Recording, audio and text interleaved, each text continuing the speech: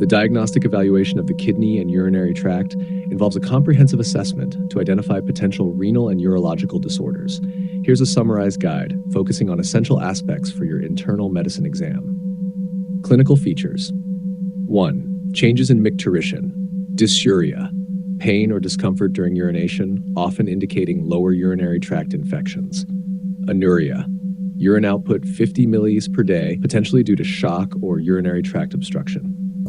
Polyuria and oliguria reflect changes in urine volume, potentially indicating diabetes or acute kidney injury, respectively.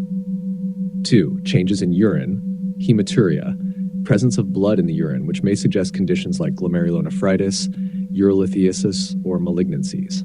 Proteinuria, excessive protein often associated with diabetic kidney disease or nephropathic conditions. Urine sediment, presence of cells, urinary casts, crystals, indicating specific types of kidney damage. Diagnostic tests. 1. Urinalysis, dipstick test. Quick assessment for pH, glucose, protein ketones, leukocyte esterase, and nitrite. Microscopy, examination of urine sediment to identify cells, casts, crystals, and organisms.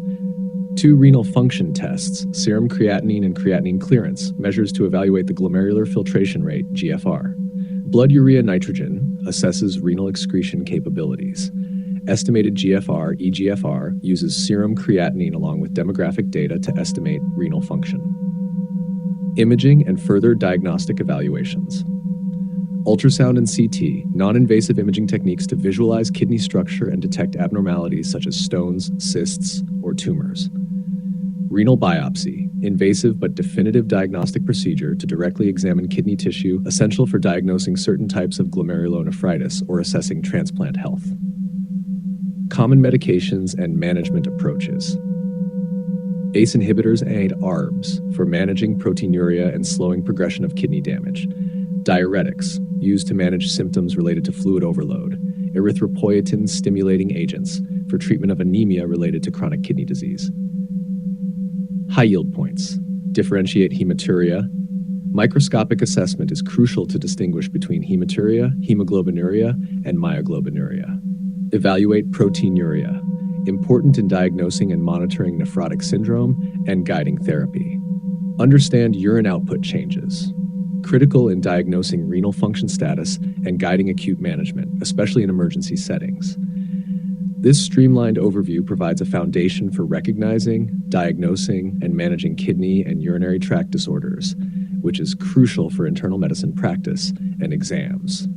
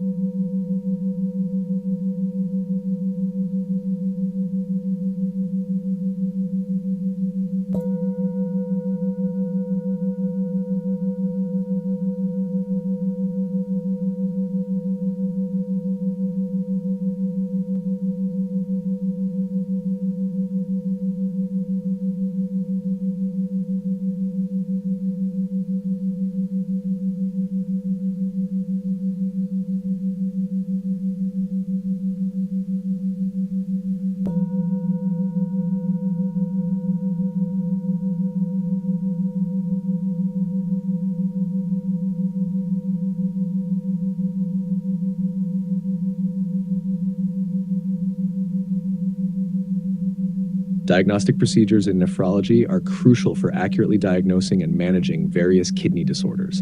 Here's a detailed overview of essential diagnostic tests used in nephrology, focusing on their applications, how they work, and what they reveal about kidney function. 1. Blood tests. Serum creatinine reflects kidney function. High levels may indicate renal impairment. Blood urea nitrogen, GUN, elevated in renal insufficiency, urinary tract obstructions, and in conditions causing Diagnostic procedures in nephrology are crucial for accurately diagnosing and managing various kidney disorders. Here's a detailed overview of essential diagnostic tests used in nephrology, focusing on their applications, how they work, and what they reveal about kidney function. 1. Blood tests. Serum creatinine reflects kidney function. High levels may indicate renal impairment. Blood urea nitrogen, BUN, elevated in renal insufficiency, urinary tract obstructions, and in conditions causing decreased blood flow to the kidneys, such as heart failure or dehydration. Estimated glomerular filtration rate, eGFR, calculated from serum creatinine, age, body size, and gender to assess the overall function of the kidneys. Electrolytes. Sodium, potassium, chloride, and bicarbonate levels can reveal issues with kidney function or electrolyte balance. 2. Urine tests. Urinalysis includes physical, chemical, and microscopic examination to detect abnormalities such as proteinuria, hematuria, and signs of infection. Renal 24-hour urine collection measures creatinine clearance and quantifies urine output, protein loss, or electrolyte abnormalities over a 24-hour period. Urine electrolytes and osmolality used to assess the concentrating and diluting ability of the kidneys. Spot urine albumin to creatinine ratio ACR screens for and monitors proteinuria. 3. Imaging studies. Ultrasound. First-line imaging tool for evaluating kidney size, structure, and the presence of obstructions or stones. Computed tomography CT provides detailed images of the kidneys, ureters, and bladder, often used to diagnose stones, tumors, or complex anatomical abnormalities. Magnetic resonance imaging, MRI, used for detailed imaging in patients where radiation exposure must be minimized or for vascular imaging. Intravenous pyelogram, IVP, X-ray exam with contrast dye to look at the structure and function of the urinary system. 4. Functional tests. Renal scintigraphy, renal scan, nuclear medicine test that evaluates renal perfusion, function, and structure using radio tracers. Urodynamic tests. Measure how well the bladder, sphincters, and urethra hold and release urine. Essential for diagnosing urinary disorders, especially in neurological conditions. 5. Renal biopsy. Percutaneous renal biopsy involves obtaining a small sample of kidney tissue to diagnose the type of renal pathology, especially useful in cases of unexplained renal failure, nephrotic syndrome, and acute nephritis. 6. Advanced and specialized tests. Genetic testing identifies genetic causes of kidney disease, such as polycystic kidney disease. Antibody tests detect autoantibodies associated with autoimmune kidney diseases, such as ANCA for vasculitis or anti-GBM antibody for Goodpasture syndrome. High yield points. Monitoring and early detection. Regular monitoring of serum creatinine and eGFR in patients at risk for kidney disease helps in early detection and management. Urine albumin, early marker of diabetic nephropathy, and regular screening in diabetics is crucial. Role of imaging. Ultrasound is non-invasive and safe for repeated follow-ups, while CT and MRI provide more detailed information but involve radiation or are more costly. Understanding these diagnostic procedures provides a comprehensive toolkit for effectively diagnosing and managing nephrological conditions, aiding in clinical decision-making and optimizing patient outcomes in the field of nephrology.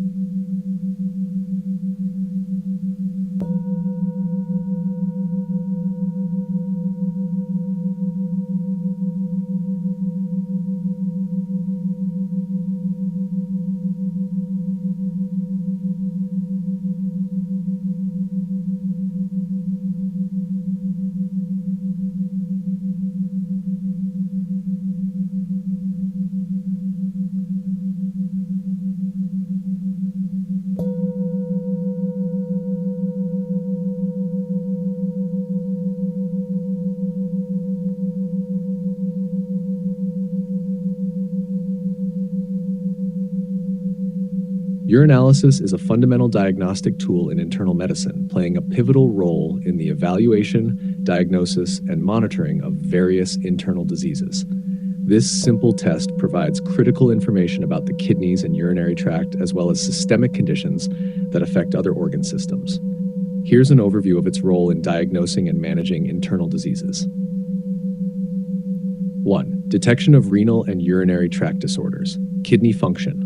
Detection of proteinuria, hematuria, and changes in urine concentration help diagnose kidney diseases such as glomerulonephritis, nephrotic syndrome, and acute kidney injury. Urinary tract infections, UTI. Presence of nitrites, leukocyte esterase, and bacteria on urinalysis is crucial for diagnosing UTIs.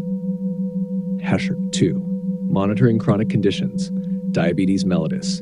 Urinalysis is used to monitor glycosuria in diabetic patients, helping manage their condition and prevent diabetic nephropathy. Hypertension. Detecting proteinuria or hematuria can indicate hypertensive nephropathy, necessitating adjustments in therapy to protect renal function.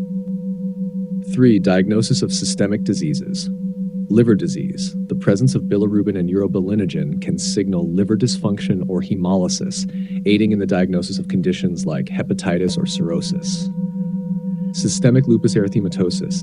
Urinalysis may show proteinuria, hematuria, or cellular casts, which are important for diagnosing lupus nephritis. 4. Detection of metabolic and electrolyte imbalances. Electrolyte disorders. Sodium and potassium levels in urine help assess body electrolyte balance, important in conditions like adrenal insufficiency or renal tubular acidosis. Acid-base balance. Urine pH can provide insights into acid-base disorders such as renal tubular acidosis or respiratory alkalosis. 5. Screening for malignancy. Bladder and kidney cancer. Hematuria can be an early sign of tumors in the urinary tract, prompting further investigation with imaging or cystoscopy. 6. Evaluation of kidney stone disease. Crystal identification. Urinalysis can identify the presence of crystals such as calcium oxalate or uric acid, aiding in the diagnosis and management of nephrolithiasis. 7. Toxicology and drug monitoring. Drug metabolites. Detection of specific drug residues in the urine is crucial for monitoring therapeutic drug use and identifying potential drug abuse. High yield points for exam preparation. Proteinuria and hematuria. Always consider a differential diagnosis that includes both renal and systemic causes. Urine sediment examination. Cellular casts can help distinguish between different types of renal pathology, such as distinguishing glomerular disease from tubulo-interstitial disease. Changes in urine color. Unusual urine colors can indicate disease. For example, red or cola-colored urine suggests hematuria, while dark urine can indicate jaundice or severe dehydration. In internal medicine, urinalysis is an invaluable, cost-effective diagnostic tool that provides immediate insights into patient health, guiding further diagnostic testing and treatment strategies.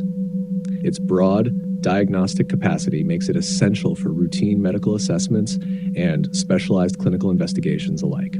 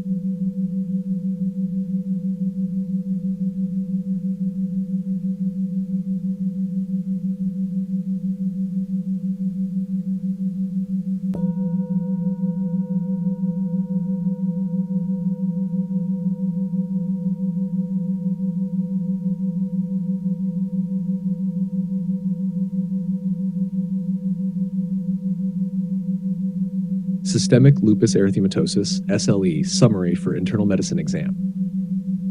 Classification and clinical features.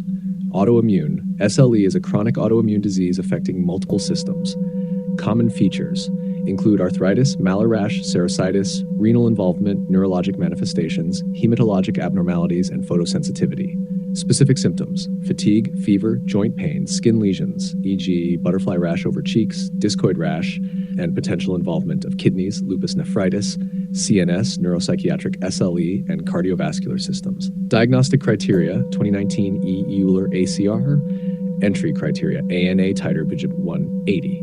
Clinical criteria include non-scarring alopecia, oral ulcers, synovitis, serositis, renal disorder, proteinuria 0.5 per day, neurologic disorder, seizures, psychosis. Immunologic criteria: anti-dsDNA, anti-SM, antiphospholipid antibodies, low complement, C3, C4, direct Coombs test in the absence of hemolytic anemia. Score-based system. Various clinical and immunologic criteria are weighted to reach a threshold score for diagnosis. Pathophysiology: autoantibodies, formation against self-antigens leading to immune complex deposition and complement activation causing tissue damage. Hypersensitivity reactions, primarily type 3 immune complex mediated. Treatment: general measures, UV protection, smoking cessation. Medications: hydroxychloroquine, mainstay for all SLE patients to reduce flares and mortality. Immunosuppressants for severe or life-threatening disease, e.g. mycophenolate mofetil, azathioprine. Biologics: belimumab, corticosteroids for flare management and severe cases. Monitoring: regular assessment for disease activity and medication side effects, including eye exams for hydroxychloroquine users. Key points for internal medicine exam. 1. Diagnosis requires clinical judgment with support from laboratory findings. Not all criteria need to be met simultaneously. 2. Drug names and uses. Hydroxychloroquine reduces flares, long-term usage advised. Mycophenolate mofetil, preferred for inducing remission in lupus nephritis. Azathioprine, used for maintenance therapy. Belimumab, used as an add-on therapy for patients not responding to conventional treatment. 3. Management challenges, balancing immunosuppression to control activity while minimizing infections and other side effects. 4. Prognosis, influenced by early diagnosis, prompt treatment, and regular monitoring. Kidney involvement and neurological symptoms generally indicate a poorer prognosis. High-yield tip: always consider SLE in patients, especially young women, presenting with unexplained multi-system involvement and positive autoantibodies. Be prepared to discuss the mechanism of action and side effects of key medications like hydroxychloroquine and mycophenolate mofetil.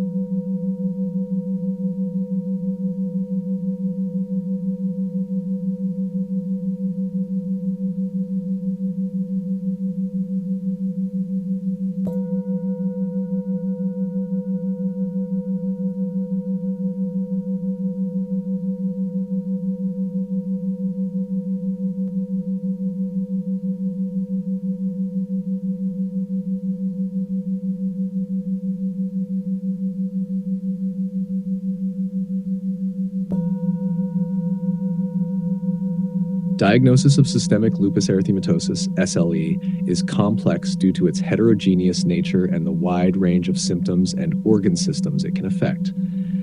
The diagnostic process integrates clinical evaluation with laboratory testing to establish a comprehensive understanding of the patient's condition.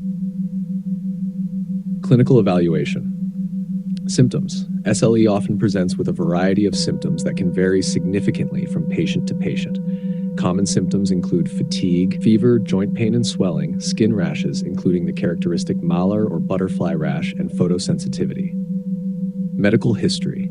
A detailed medical history that includes personal and familial autoimmune diseases can provide crucial context for SLE diagnosis. Laboratory tests. Anti-nuclear antibodies, ANA. The presence of ANAs is a common feature in SLE, with about 98% of patients testing positive. A positive ANA test is generally considered a preliminary screening tool. Antigen-specific antibodies, anti-dsDNA and anti-SEM, highly specific for SLE and can indicate disease activity, particularly useful in confirming diagnosis after a positive ANA test. Antiphospholipid antibodies. Important for diagnosing antiphospholipid syndrome, which can co-occur with SLE and is significant for its role in thrombosis and miscarriages. Complement levels. Levels of complement proteins, C3 and C4, are often reduced in SLE due to activation of the complement system by immune complexes. Additional tests. Complete blood count, CBC, can reveal cytopenias such as leukopenia, lymphopenia, anemia, and thrombocytopenia, which are common in SLE. Urinalysis, important for detecting kidney involvement, which may show proteinuria or hematuria. Erythrocyte sedimentation rate, ESR, and C-reactive protein, CRP, used to assess inflammation. Although CRP is typically normal in SLE, it may be elevated if there is an infection or serositis. Imaging studies, chest X-ray and echocardiogram, useful in patients with suspected cardiac or pulmonary involvement, such as pericarditis or pleuritis. 2019 AGR classification criteria for SLE. To help standardize the diagnosis of SLE, the EULAR, European League Against Rheumatism, and the ACR, American College of Rheumatology, have developed classification criteria based on clinical presentation and laboratory results.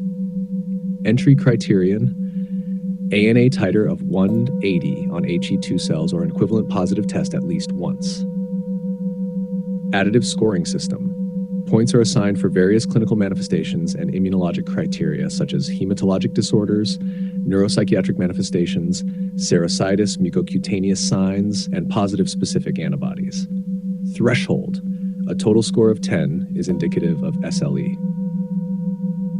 Differential diagnosis. Conditions that may present similarly include rheumatoid arthritis, other connective tissue diseases, and drug-induced lupus erythematosus. A thorough evaluation is necessary to differentiate these conditions based on symptomatology, antibody profiles, and organ involvement. Key points. 1. Early diagnosis. Early and accurate diagnosis is crucial for managing SLE effectively and preventing organ damage. 2. Holistic approach. Diagnosis should consider all potential clinical manifestations and results from a full range of laboratory tests. 3. Regular monitoring. SLE is characterized by flares and remissions. Regular monitoring of disease activity and organ function is essential for ongoing management.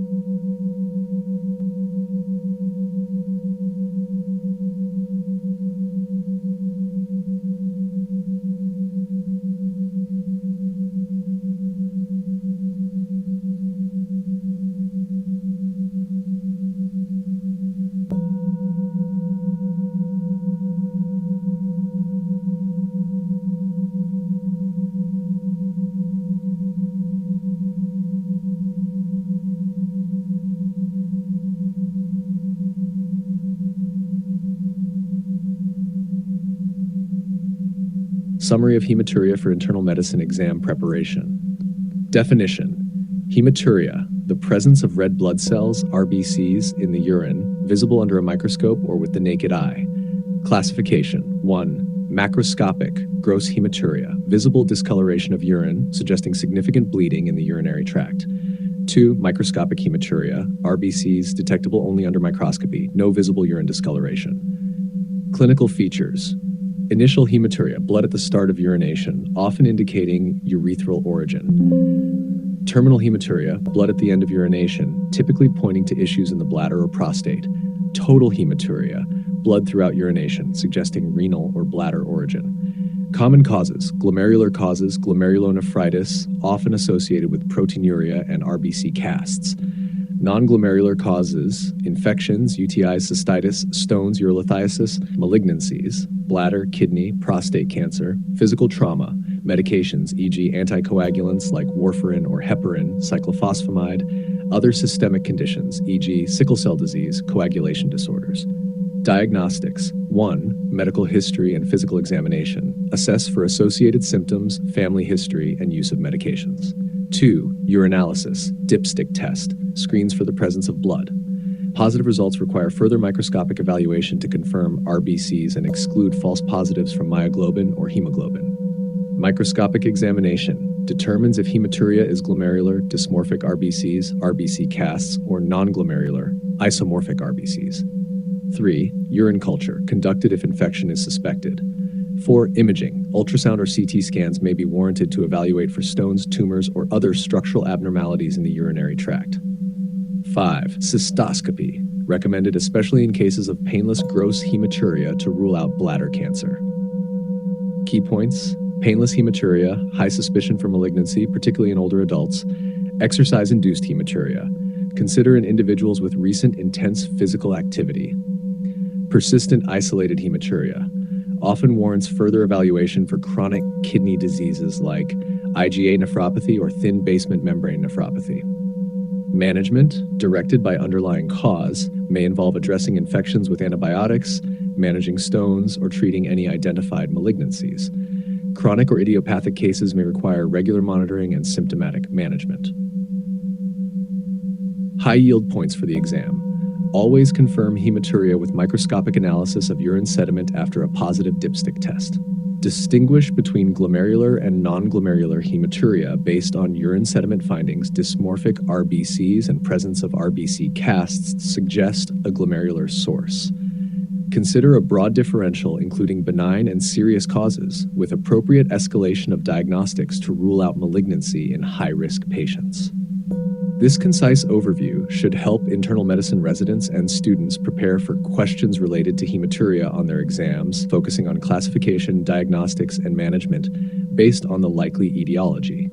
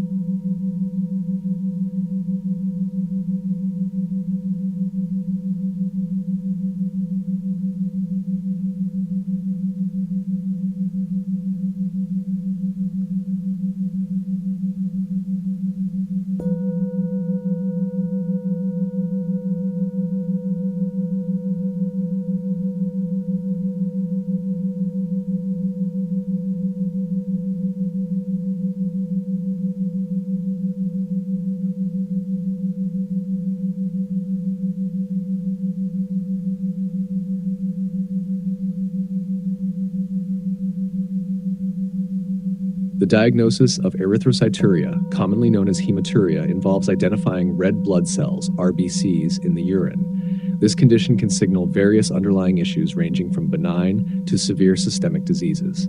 Here's a concise guide to diagnosing erythrocyturia, tailored for medical exam preparation. Definition: erythrocyturia, hematuria, presence of red blood cells in the urine, which can be either visible, macroscopic, or only detectable under a microscope, microscopic. Classification: 1. Macroscopic hematuria. Urine appears red, pink, or cola-colored due to a significant number of RBCs. 2. Microscopic hematuria. RBCs are identified only through microscopic examination of urine, typically defined as 3 or more RBCs per high-power field HPF on microscopic urinalysis.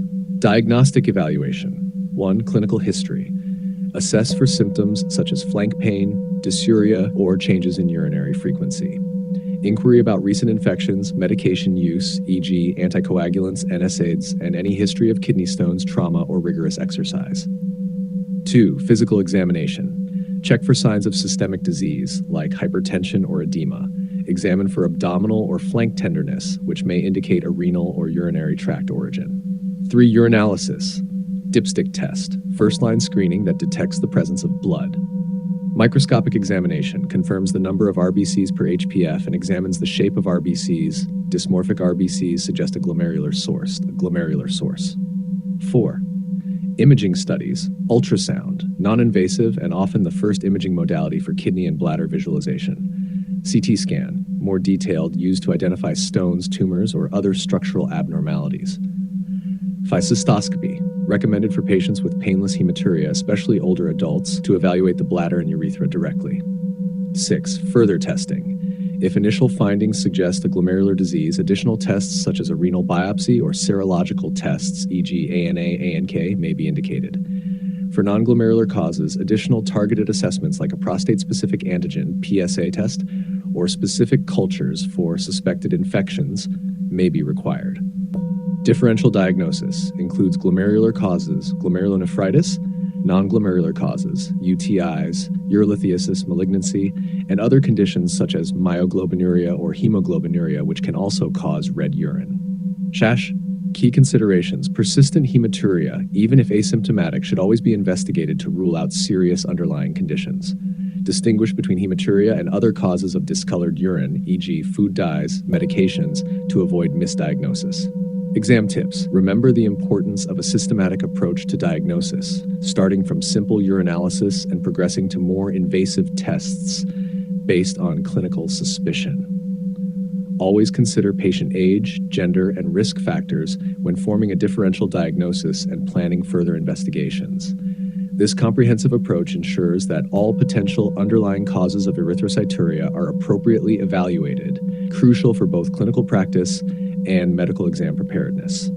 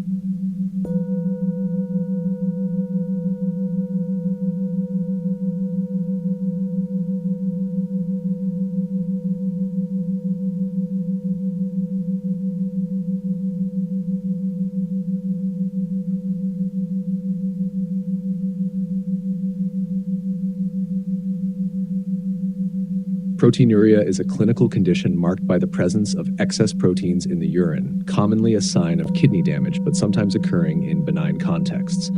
Here's a focused summary of the essential aspects of proteinuria for medical exam preparation. Definition: proteinuria, urinary protein excretion of more than 150 milligrams per day. Classification: microalbuminuria, urinary albumin excretion between 30 and 300 milligrams per day, an early sign of diabetic nephropathy and hypertensive nephropathy. Overt proteinuria, urinary albumin excretion greater than 300 milligrams per day, detectable with standard urine dipstick tests. Nephrotic syndrome, characterized by massive proteinuria, 3.5 grams 24H, hypoalbuminemia, edema, and hyperlipidemia. Types of proteinuria. 1. Glomerular proteinuria. Damage to the glomeruli allows large proteins like albumin to pass into the urine. Selective, leakage of small to medium-sized proteins, mostly albumin. Non-selective, leakage of all sizes of proteins indicating severe glomerular damage. 2. Tubular proteinuria.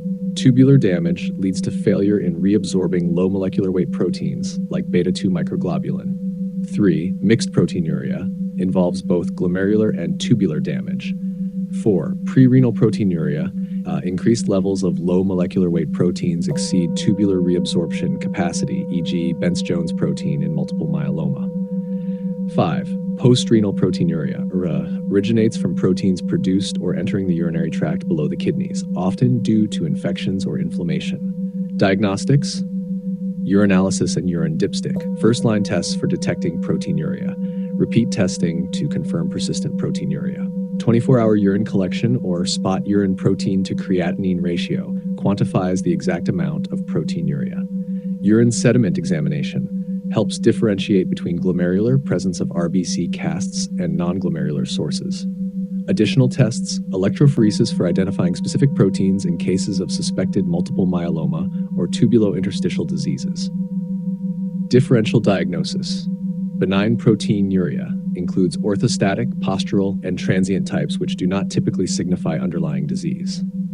Pathological causes include diabetic nephropathy, hypertensive nephropathy, glomerulonephritis, lupus nephritis, and multiple myeloma. Clinical tips: persistent proteinuria, particularly when accompanied by signs of renal dysfunction, e.g. elevated serum creatinine, necessitates a comprehensive evaluation to determine the underlying cause. Proteinuria in the context of systemic symptoms, e.g. edema, hypertension, should raise the suspicion of systemic diseases like nephrotic syndrome or systemic lupus erythematosus, SLE. In preparing for medical exams, focus on understanding the pathophysiology behind different types of proteinuria, their clinical implications, and the appropriate diagnostic and management strategies.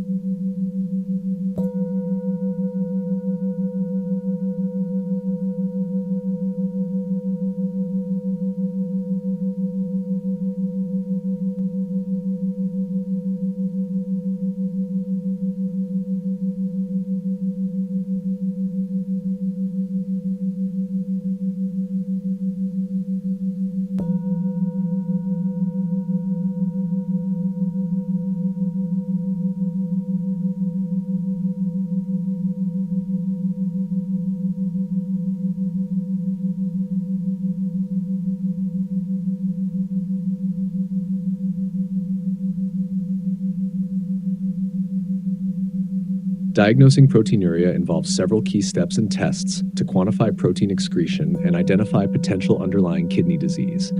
Here's a detailed guide on how to diagnose proteinuria tailored for medical exam preparation. Initial evaluation. Medical history.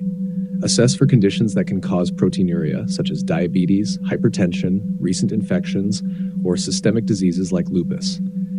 Physical examination. Look for signs of systemic disease, such as edema, rashes, or hypertension, which may suggest a more serious underlying condition. Urinalysis. Urine dipstick.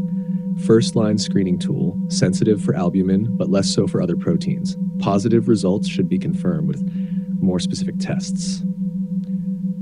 Repeat testing. If initial testing is positive, repeat to confirm persistent proteinuria, as transient proteinuria can occur in benign conditions, e.g. after exercise or during fever. Quantitative tests. 24-hour urine collection. Gold standard for quantifying urine protein excretion. More than 150 milligrams per day is considered abnormal, and more than 3.5 grams per day suggests nephrotic syndrome. Spot urine protein to creatinine ratio provides an estimation of 24-hour protein excretion using a single urine sample. Ratios greater than 0.2 milligrams are typically considered abnormal. Microalbuminuria testing specifically measures albumin excretion rates of 30 to 300 milligrams per day, important in early diabetic or hypertensive nephropathy, usually requires a specialized test sensitive to low levels of albumin. Further diagnostic testing. Urine electrophoresis and immunofixation, used to identify specific types of proteins in urine, such as light chains in cases of multiple myeloma. Urine sediment examination. Microscopic examination of urine can help differentiate glomerular proteinuria, dysmorphic RBCs, RBC casts, from tubular or other causes. Imaging and additional studies. Kidney ultrasound, useful in evaluating kidney size, structural abnormalities, and signs of chronic kidney disease or obstructions. Renal biopsy, considered when the cause of proteinuria is not clear from other investigations, especially if glomerular disease is suspected based on clinical or laboratory findings. Differential diagnosis. Functional proteinuria, often benign, occurring in the absence of structural kidney disease. Examples include orthostatic proteinuria and transient proteinuria due to fever or exercise. Overload proteinuria occurs when low molecular weight proteins such as myoglobin or hemoglobin overload the renal tubule's reabsorptive capacity. Postrenal proteinuria arises from urinary tract infections or other conditions affecting the lower urinary tract. Monitoring and follow-up. Serial monitoring for patients with confirmed proteinuria, regular monitoring of kidney function, e.g. serum creatinine, eGFR, and protein excretion is essential to assess progression or response to therapy. Referral to a specialist. Patients with persistent proteinuria, especially those with signs of kidney damage or systemic disease, should be referred to a nephrologist for further evaluation and management.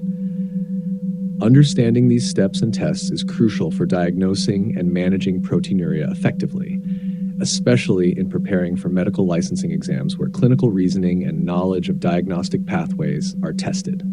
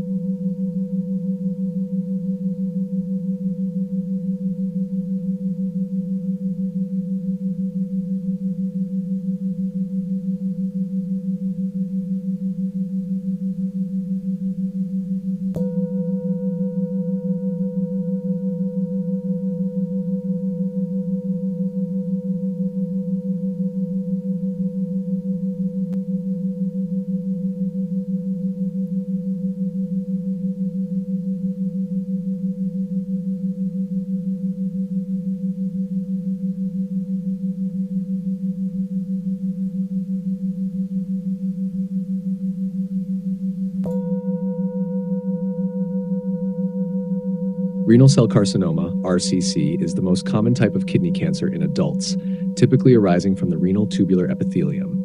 It's important to have a comprehensive understanding of its characteristics, diagnosis, and treatment for medical exams. Overview and etiology. Sporadic cases.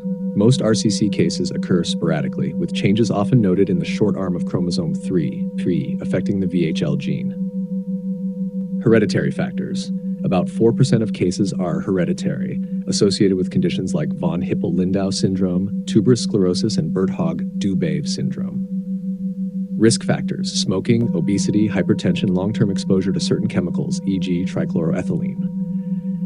Clinical features: often asymptomatic.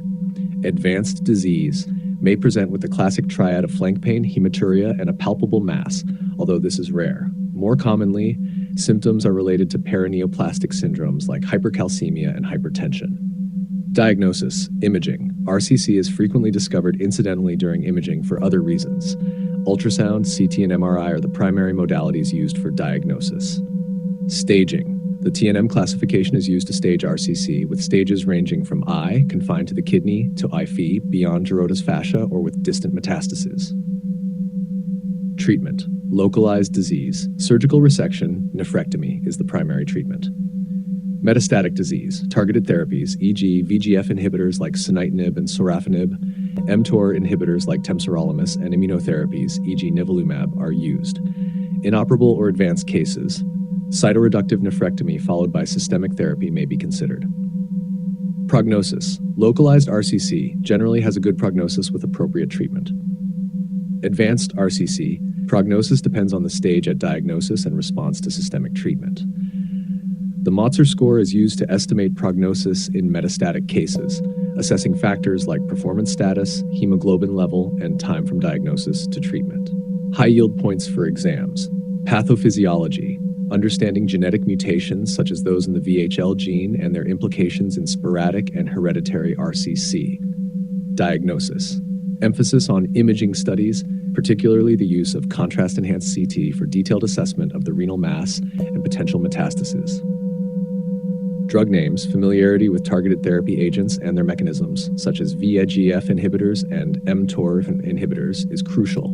Parasymptomatis, recognizing symptoms that might suggest RCC, even in the absence of a palpable mass or visible hematuria, such as unexplained hypercalcemia. This overview should help solidify your understanding of RCC for clinical practice and exams, highlighting the importance of early detection and the advances in targeted treatment options.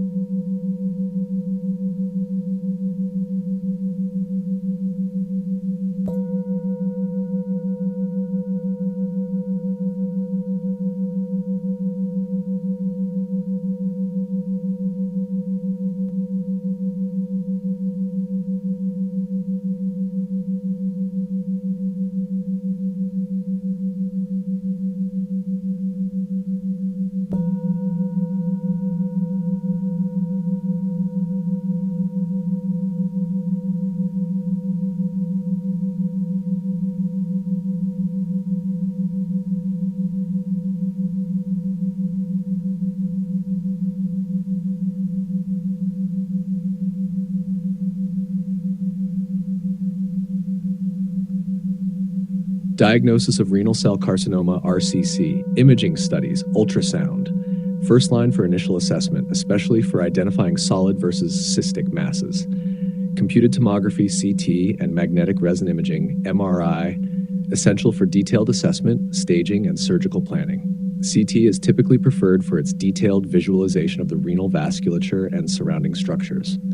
MRI, used for patients with contraindications to CT contrast agents or when more detailed soft tissue contrast is required. Bosniak classification, used to evaluate the risk of malignancy in cystic renal masses based on CT or MRI characteristics. Biopsy, not routinely performed due to the comprehensive diagnostic capability of imaging. However, biopsy may be indicated when the diagnosis is uncertain, especially before initiating systemic therapy for advanced disease. Level 3. Laboratory tests. Urinalysis can detect hematuria, which is common in RCC. Complete blood count, CBC, and basic metabolic panel, BMP, can show anemia or abnormal kidney function. Calcium levels, elevated in cases of paraneoplastic syndrome related to RCC. Treatment of renal cell carcinoma. 1. Localized RCC, stages 1 and 2, surgical treatment. Partial nephrectomy, removal of the tumor and a margin of healthy tissue, preferred for T1 tumors to preserve renal function. Radical nephrectomy, complete removal of the kidney, adrenal gland, and surrounding fat indicated for larger tumors or when partial nephrectomy is not feasible. 2. Locally advanced RCC, stage 3, surgical treatment, radical nephrectomy combined with lymph node dissection. Adjuvant therapy, currently under investigation, trials exploring the benefit of adjuvant targeted therapies or immunotherapies. 3. Metastatic RCC, stage 4. Systemic therapy, the cornerstone for metastatic RCC due to the general resistance of RCC to traditional chemotherapy and radiation. Targeted therapies, tyrosine kinase inhibitors, TKIs, sunitinib, pazopanib, and others that target vascular endothelial growth factor F pathways. mTOR inhibitors, everolimus and temsirolimus, used in patients who do not respond to TKIs. Immunotherapy, checkpoint inhibitors, nivolumab, anti-PD-1, sometimes combined with ipilimumab, anti-CTLA-4, especially in high-risk patients. Cytoreductive nephrectomy may be considered for certain patients to reduce tumor burden and improve systemic therapy efficacy.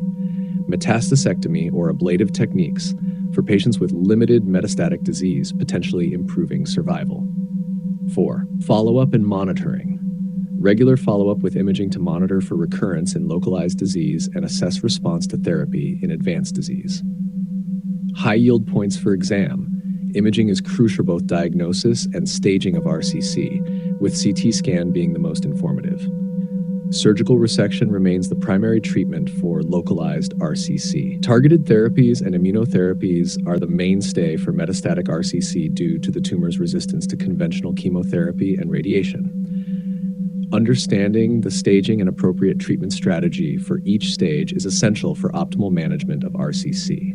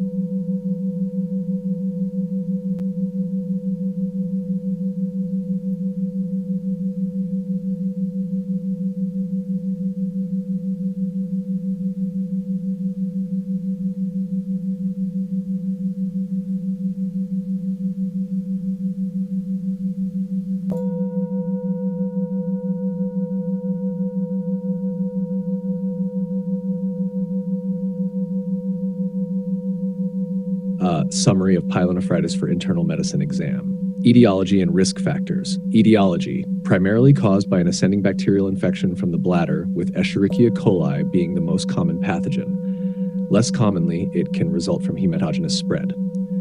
Risk factors include female anatomy, pregnancy, urinary tract obstructions like nephrolithiasis or tumors, urinary catheters, diabetes, and immunosuppression.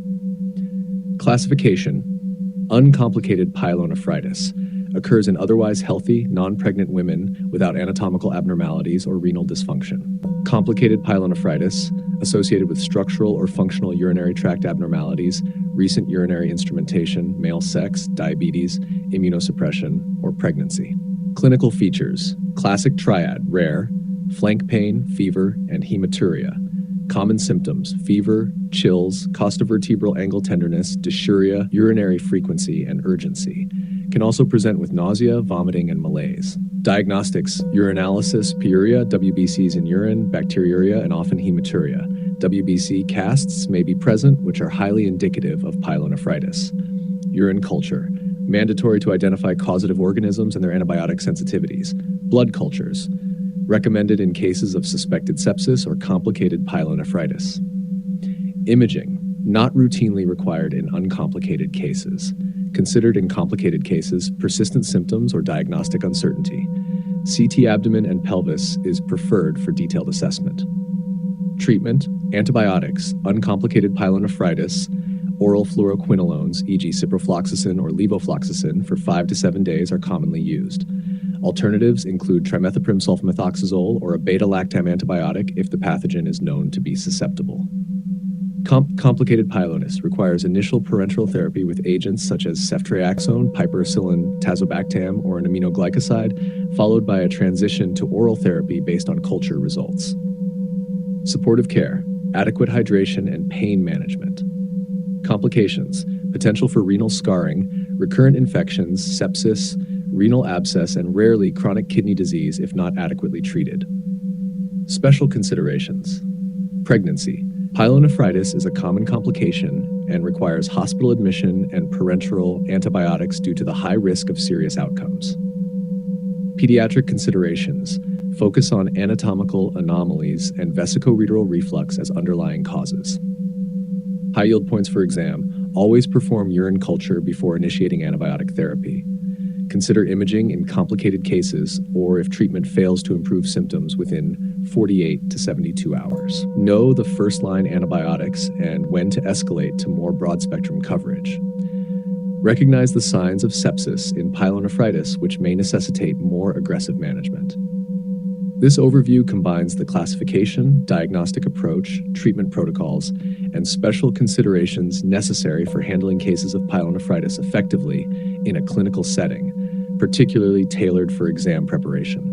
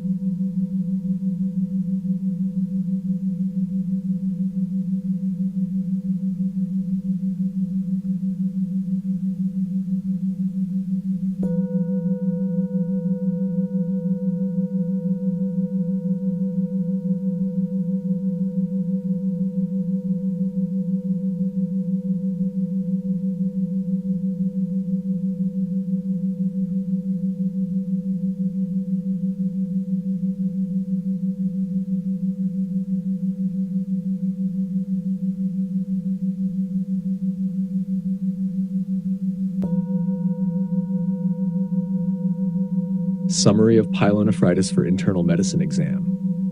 Etiology and risk factors. Etiology, primarily caused by an ascending bacterial infection from the bladder, with Escherichia coli being the most common pathogen. Less commonly, it can result from hematogenous spread. Risk factors include female anatomy, pregnancy, urinary tract obstructions like nephrolithiasis or tumors, urinary catheters, diabetes, and immunosuppression. Classification. Uncomplicated pyelonephritis occurs in otherwise healthy, non-pregnant women without anatomical abnormalities or renal dysfunction. Complicated pyelonephritis, associated with structural or functional urinary tract abnormalities, recent urinary instrumentation, male sex, diabetes, immunosuppression, or pregnancy. Clinical features: classic triad, rare, flank pain, fever, and hematuria. Common symptoms: fever, chills, costovertebral angle tenderness, dysuria, urinary frequency, and urgency. Can also present with nausea, vomiting, and malaise. Diagnostics: urinalysis, pyuria, WBCs in urine, bacteriuria, and often hematuria. WBC casts may be present, which are highly indicative of pyelonephritis. Urine culture, mandatory to identify causative organisms and their antibiotic sensitivities. Blood cultures, recommended in cases of suspected sepsis or complicated pyelonephritis. Imaging, not routinely required in uncomplicated cases. Considered in complicated cases, persistent symptoms or diagnostic uncertainty. CT abdomen and pelvis is preferred for detailed assessment. Treatment, antibiotics, uncomplicated pyelonephritis, oral fluoroquinolones, e.g. ciprofloxacin or levofloxacin for 5 to 7 days are commonly used. Alternatives include trimethoprim, sulfamethoxazole, or a beta-lactam antibiotic if the pathogen is known to be susceptible. Complicated pyelonephritis requires initial parenteral therapy with agents such as ceftriaxone, piperacillin tazobactam, or an aminoglycoside, followed by a transition to oral therapy based on culture results. Supportive care, adequate hydration, and pain management. Complications: potential for renal scarring, recurrent infections, sepsis, renal abscess, and rarely chronic kidney disease if not adequately treated. Special considerations: pregnancy. Pyelonephritis is a common complication and requires hospital admission and parenteral antibiotics due to the high risk of serious outcomes.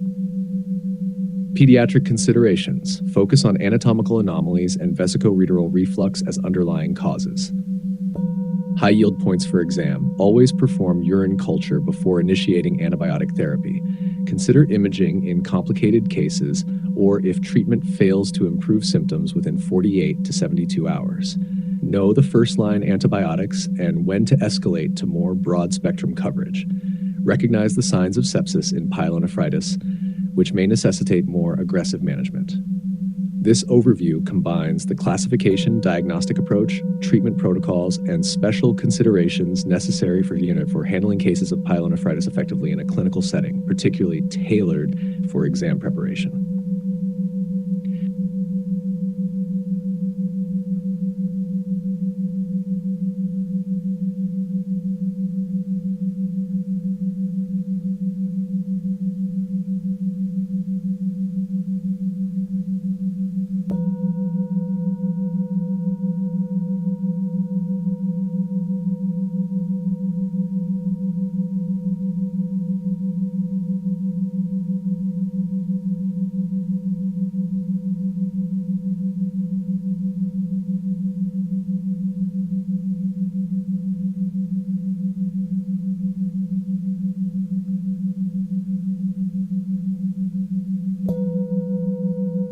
Summary of nephritis for internal medicine exam.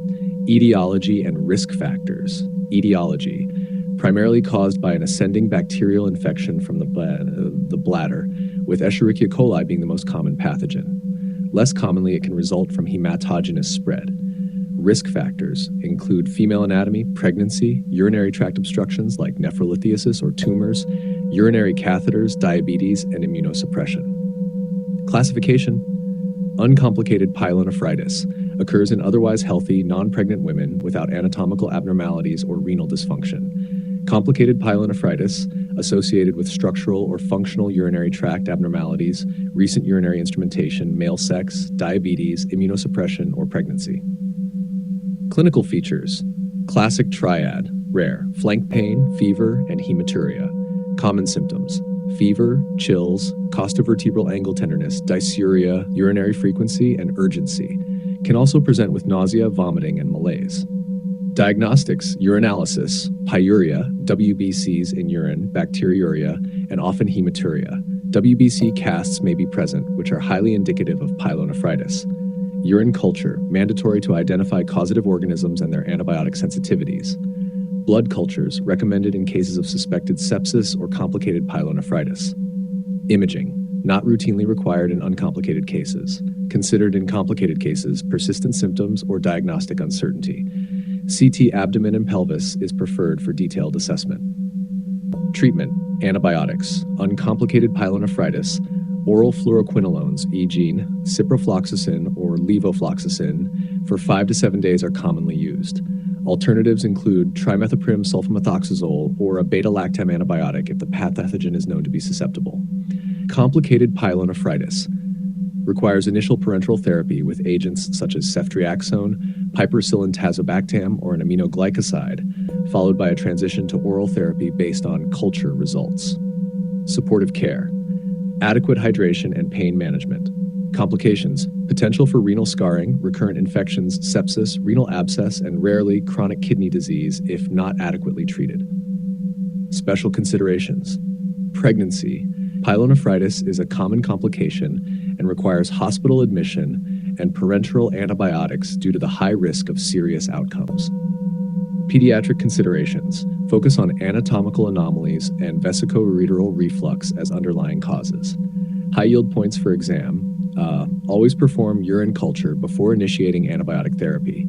Consider imaging in complicated cases or if treatment fails to improve symptoms within 48 to 72 hours. Know the first-line antibiotics and when to escalate to more broad-spectrum coverage. Recognize the signs of sepsis in pyelonephritis, which may necessitate more aggressive management.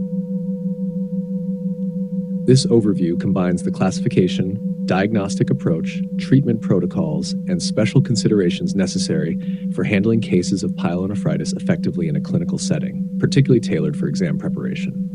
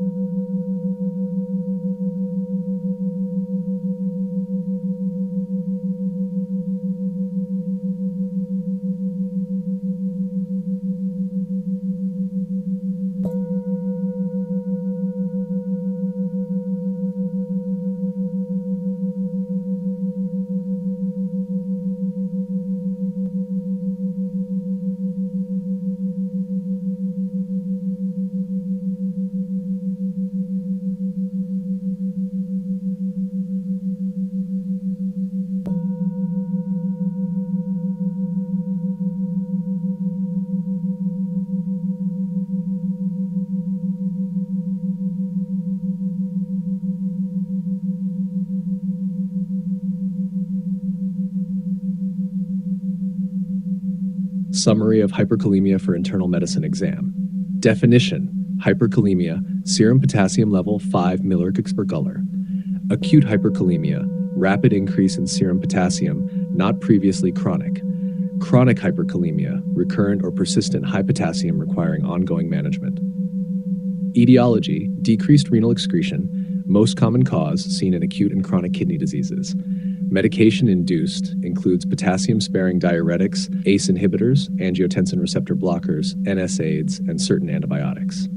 Cellular release: acidosis, cell breakdown from rhabdomyolysis or tumor lysis syndrome, and conditions causing a high turnover of blood cells, hemolysis, thrombocytosis, erythrocytosis. Endocrine disorders: hypoaldosteronism and hypocortisolism can decrease potassium excretion. Dietary intake: excessive consumption of potassium-rich foods or supplements. Clinical features: typically manifest when serum potassium levels are 7.0 mg/mL or change rapidly. Cardiac arrhythmias, palpitations, potentially ventricular fibrillation or cardiac arrest. Neuromuscular: weakness, paralysis, paresthesia, and decreased deep tendon reflexes. Gastrointestinal: nausea, vomiting, and diarrhea. Diagnostics: blood tests, basic metabolic panel to assess potassium, kidney function, and other electrolytes. ECG: check for cardiac effects of high potassium, such as peaked T waves, prolonged PR interval, and widened QRS complex. Severe changes include sine wave pattern indicating critical hyperkalemia. Additional tests, depending on suspected cause, may include creatine kinase for rhabdomyolysis, liver chemistries for hemolysis, and hormonal studies for endocrine causes.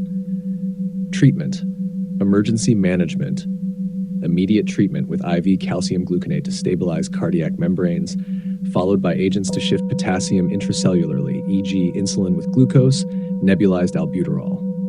Potassium removal: sodium polystyrene sulfonate or other cation exchange resins, loop diuretics like furosemide, or dialysis in severe cases. Dietary modification: reduce dietary potassium intake and avoid salt substitutes containing potassium. High-yield drugs: Calcium gluconate, first line for ECG changes and cardiac protection. Insulin and glucose rapidly shifts potassium into cells. Sodium bicarbonate, used in the presence of metabolic acidosis to help shift potassium intracellularly. Sodium polystyrene sulfonate, pataromer, and sodium zirconium cyclosilicate bind potassium in the gastrointestinal tract for elimination.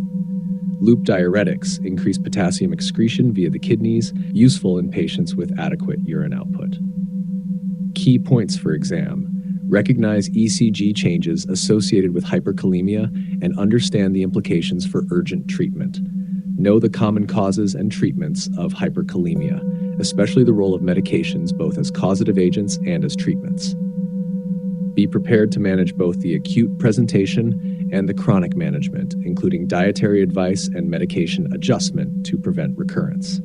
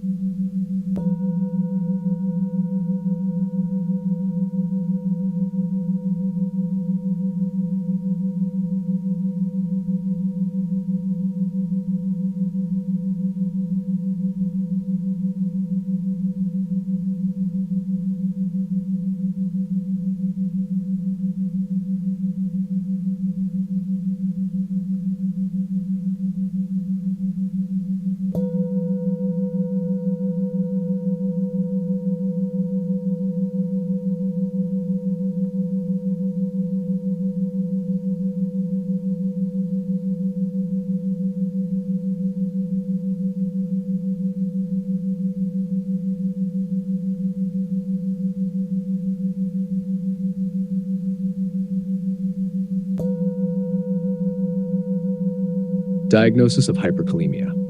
Taught 1. Laboratory tests. Serum potassium. Confirmation of elevated serum potassium 5 millicams per EO. It's crucial to repeat testing to rule out pseudohyperkalemia caused by hemolysis during blood draw. Blood urea nitrogen, BUN, and creatinine. Assess renal function as impaired kidneys often contribute to hyperkalemia. Complete blood count CBC. Check for evidence of hemolysis or high blood cell turnover. Blood gases. Evaluate for acid-base disturbances which can cause potassium to shift out of cells. Urinalysis, helpful in assessing renal function and signs of underlying disorders like renal tubular acidosis. Renin, aldosterone, and cortisol levels. Assess for endocrine causes such as hypoaldosteronism or Addison's disease. 2. Electrocardiogram, ECG, an essential diagnostic tool to assess the cardiac effects of hyperkalemia. Changes may include peak T waves, prolonged PR interval, and widened QRS complex, flattening or disappearance of P waves, development of a sine wave pattern, severe hyperkalemia. HER, treatment of hyperkalemia, immediate management for severe hyperkalemia with ECG changes. Calcium gluconate or calcium chloride to stabilize the cardiac membrane without affecting serum potassium levels. Insulin with glucose facilitates the shift of potassium from the extracellular to the intracellular space. Sodium bicarbonate, if acidotic, helps shift potassium intracellularly, particularly in acidotic patients. Additional treatments to lower serum potassium. Cation exchange resins, e.g. sodium polystyrene sulfonate. These bind potassium in the gut to enhance its elimination. Loop diuretics, e.g. furosemide, increase renal excretion of potassium, useful in patients with adequate renal function and fluid overload. Pataromer and sodium zirconium cyclosilicate, newer agents that also work by binding potassium in the gastrointestinal tract, used for chronic management. Dialysis, considered in refractory cases or when the patient has severe renal impairment. Preventive and supportive care. Dietary modification. Advise a low potassium diet and avoid supplements or salt substitutes that contain potassium. Review and adjust medications. Discontinue or adjust medications that increase potassium levels, such as ACE inhibitors, ARBs, and certain diuretics. Monitor serum potassium levels. Regular monitoring to ensure potassium levels are within the normal range, particularly after initiating or adjusting treatment. Stratification of treatment urgency. Urgent treatment. Required when there are significant ECG changes, serum K plus 6.5 mV per eta, or symptoms such as muscle weakness or paralysis. Non-urgent treatment. For asymptomatic patients or those with mild elevation of potassium, 5.5 to 6.0 mg/h, focusing on dietary management and monitoring. By integrating these diagnostic and therapeutic strategies, you can effectively manage hyperkalemia, minimizing the risk of life-threatening complications like cardiac arrhythmias.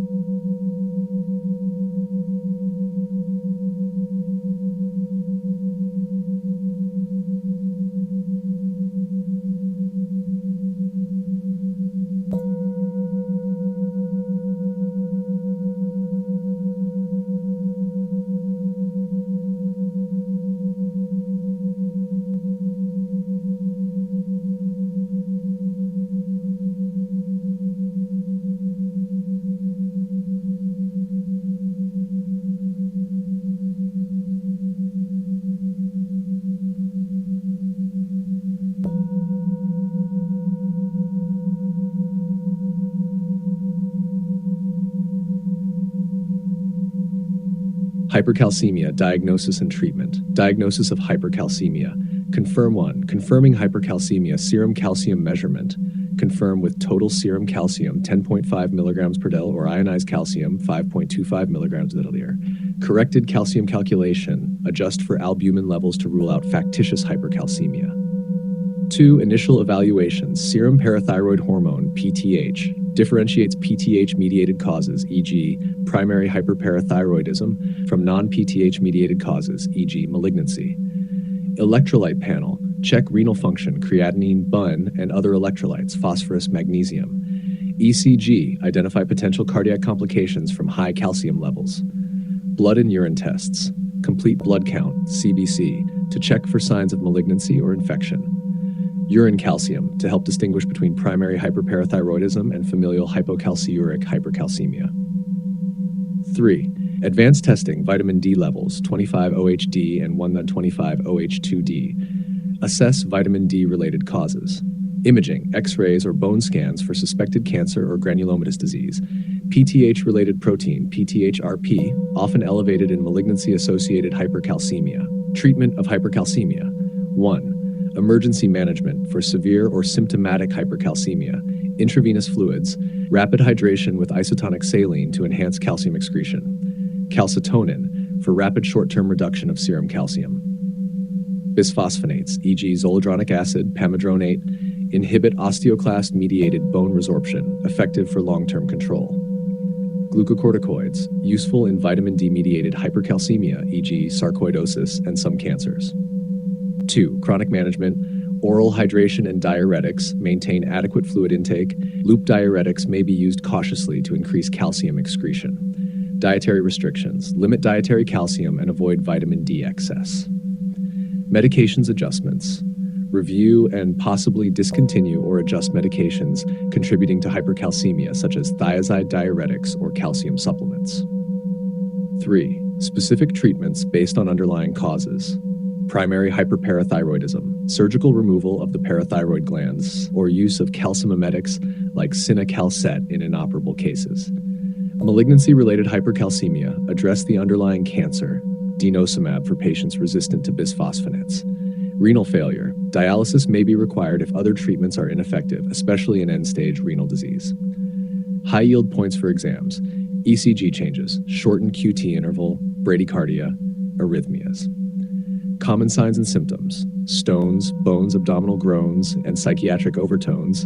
Encapsulates nephrolithiasis, bone pain, abdominal pain, and neuropsychiatric symptoms.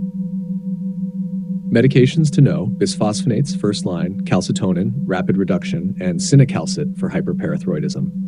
Life-threatening complications: cardiac arrhythmias and neurocognitive disturbances can occur with severe hypercalcemia, necessitating immediate treatment. These detailed diagnostics and targeted treatments are crucial for managing hypercalcemia effectively, particularly in preparation for medical licensing exams, where understanding both the pathophysiology and treatment nuances is essential.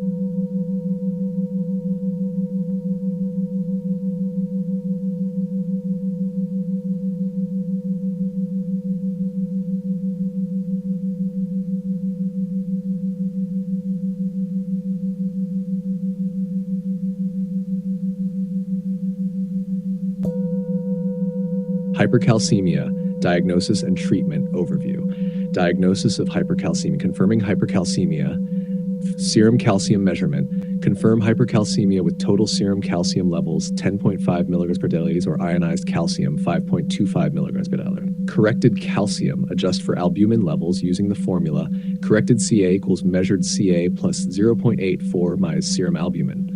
2. Initial evaluation, serum parathyroid hormone PTH, key to differentiate PTH mediated from non-PTH mediated hypercalcemia. Electrolyte panel and kidney function, assess kidney function as it can influence calcium levels. ECG, to check for cardiac effects of elevated calcium like shortened QT interval and arrhythmias. 3. Advanced diagnostic tests, PTH-related protein PTHrP, commonly elevated in malignancy-associated hypercalcemia. Vitamin D levels, check 25-hydroxyvitamin D and 1,25-dihydroxyvitamin D to identify vitamin D-related hypercalcemia. Bone resorption markers such as alkaline phosphatase to investigate bone turnover. Imaging studies, X-rays, CT scans, or bone scans to identify malignancies or granulomatous diseases. Treatment of hypercalcemia. 1. Emergency management for severe hypercalcemia. Hydration. IV fluids, typically with normal saline, to enhance renal calcium excretion. Calcitonin provides a quick, though temporary, reduction in serum calcium. Bisphosphonates, such as zoledronic acid or pamidronate, reduce bone resorption and are effective for long-term control. Steroids used in cases of hypercalcemia of malignancy or granulomatous disease. 2. Chronic and asymptomatic management, oral hydration and low-calcium diet to reduce calcium intake and increase its excretion. Loop diuretics, considered in volume-overloaded patients to promote calcium excretion. Cinacalcet, used particularly in cases of hyperparathyroidism to lower PTH. 3. Addressing underlying causes, surgery, parathyroidectomy in cases of primary hyperparathyroidism. Cancer treatment, address underlying malignancy if it is the cause of hypercalcemia. Vitamin D excess, reduce vitamin D intake and avoid supplements. High yield points for exams. Critical symptoms include polyuria, kidney stones, bone pain, gastrointestinal symptoms, and mental status changes. Medical emergency. Severe hypercalcemia, 14 milligrams per deciliter, is a medical emergency requiring immediate treatment. Drug knowledge, familiarity with the mechanism of action and indications for use of bisphosphonates, calcitonin, and cinacalcet is crucial. Monitoring. Continuous monitoring of calcium levels is essential during the treatment of hypercalcemia to prevent complications and assess response to therapy. Understanding these diagnostic and treatment principles will aid in effectively managing patients with hypercalcemia, particularly in a clinical or exam setting.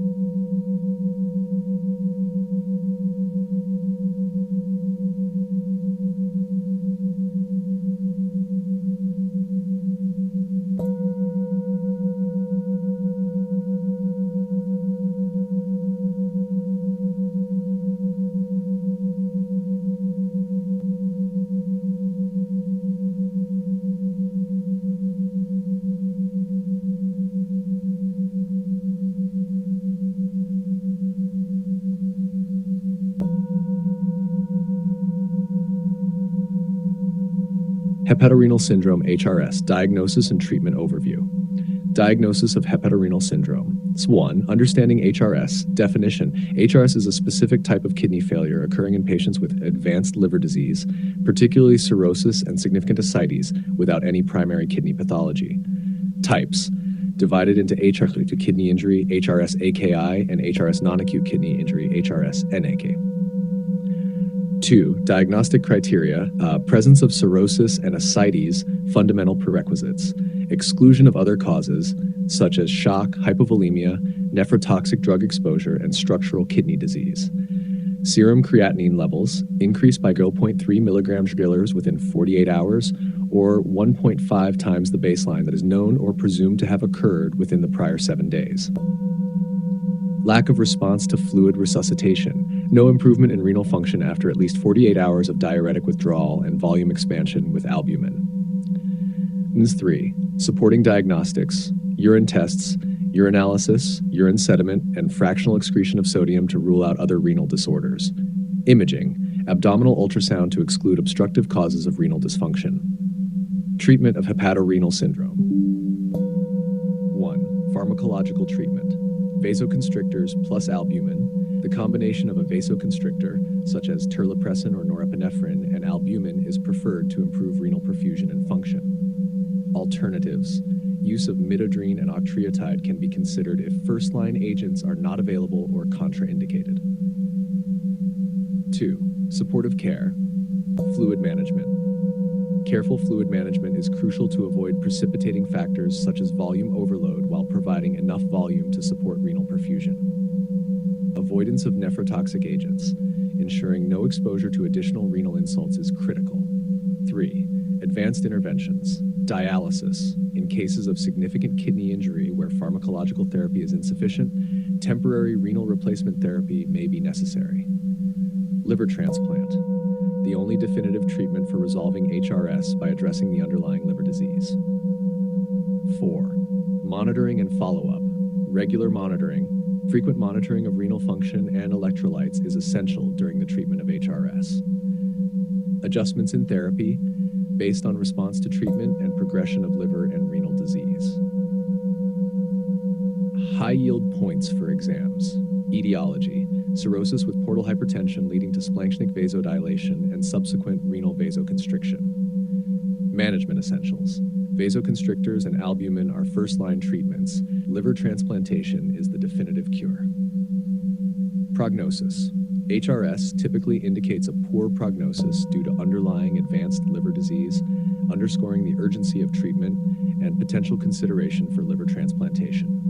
This focused approach helps streamline the diagnostic process and optimize treatment strategies for HRS, crucial for clinical practice and exam preparation.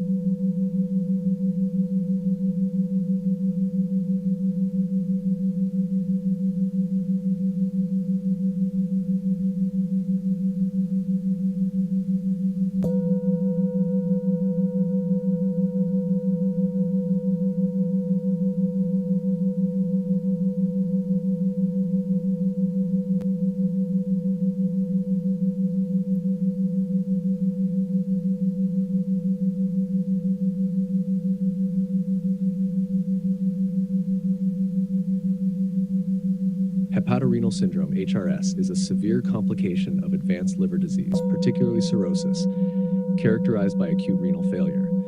This condition is a diagnosis of exclusion, particularly in patients with cirrhosis and ascites, and it signifies a poor prognosis unless promptly and effectively managed. Here's a detailed guide on the diagnosis and treatment of HRS tailored for exam preparation. Diagnosis of hepatorenal syndrome. 1. Criteria for diagnosis: it's cirrhosis and ascites, essential underlying conditions for HRS. Exclusion of other causes. No evidence of shock, ongoing infection, recent nephrotoxic drugs, or structural renal disease. Serum creatinine increase. Rise in creatinine by 0.3 milligram dL within 48 hours, or a 50% increase from baseline, which is known or presumed within the last 7 days. Non-improvement after volume expansion. No improvement in renal function after the withdrawal of diuretics and administration of albumin, 1 grams per kilogram body weight per day up to 100 grams per day. 2. Supporting diagnostic tools. Renal ultrasound to rule out obstructive uropathy or intrinsic renal disease. Urine tests, urinalysis to check for proteinuria, hematuria, and signs of other renal diseases. Urine sodium concentration and osmolality can also help differentiate HRS from intrinsic renal causes. Diagnostic workup may include more extensive renal function tests, liver function tests, and potentially a diagnostic paracentesis to rule out spontaneous bacterial peritonitis. Treatment of hepatorenal syndrome.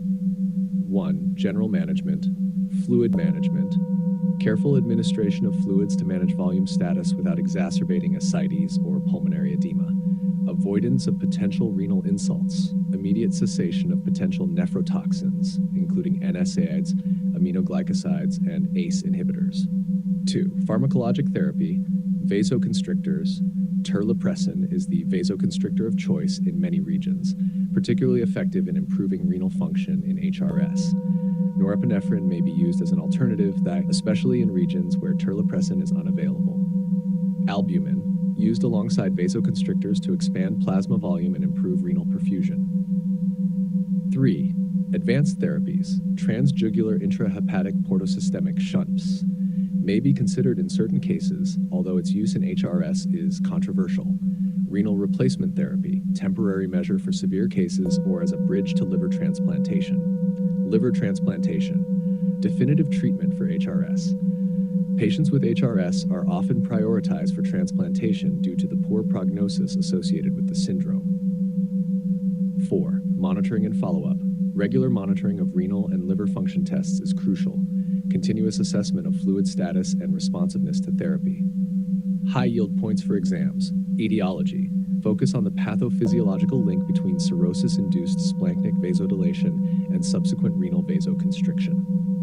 Diagnostic criteria.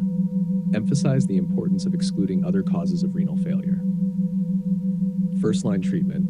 Highlight the role of vasoconstrictors plus albumin. Prognosis. Recognize the severe prognosis of untreated HRS and the potential reversal with liver transplantation.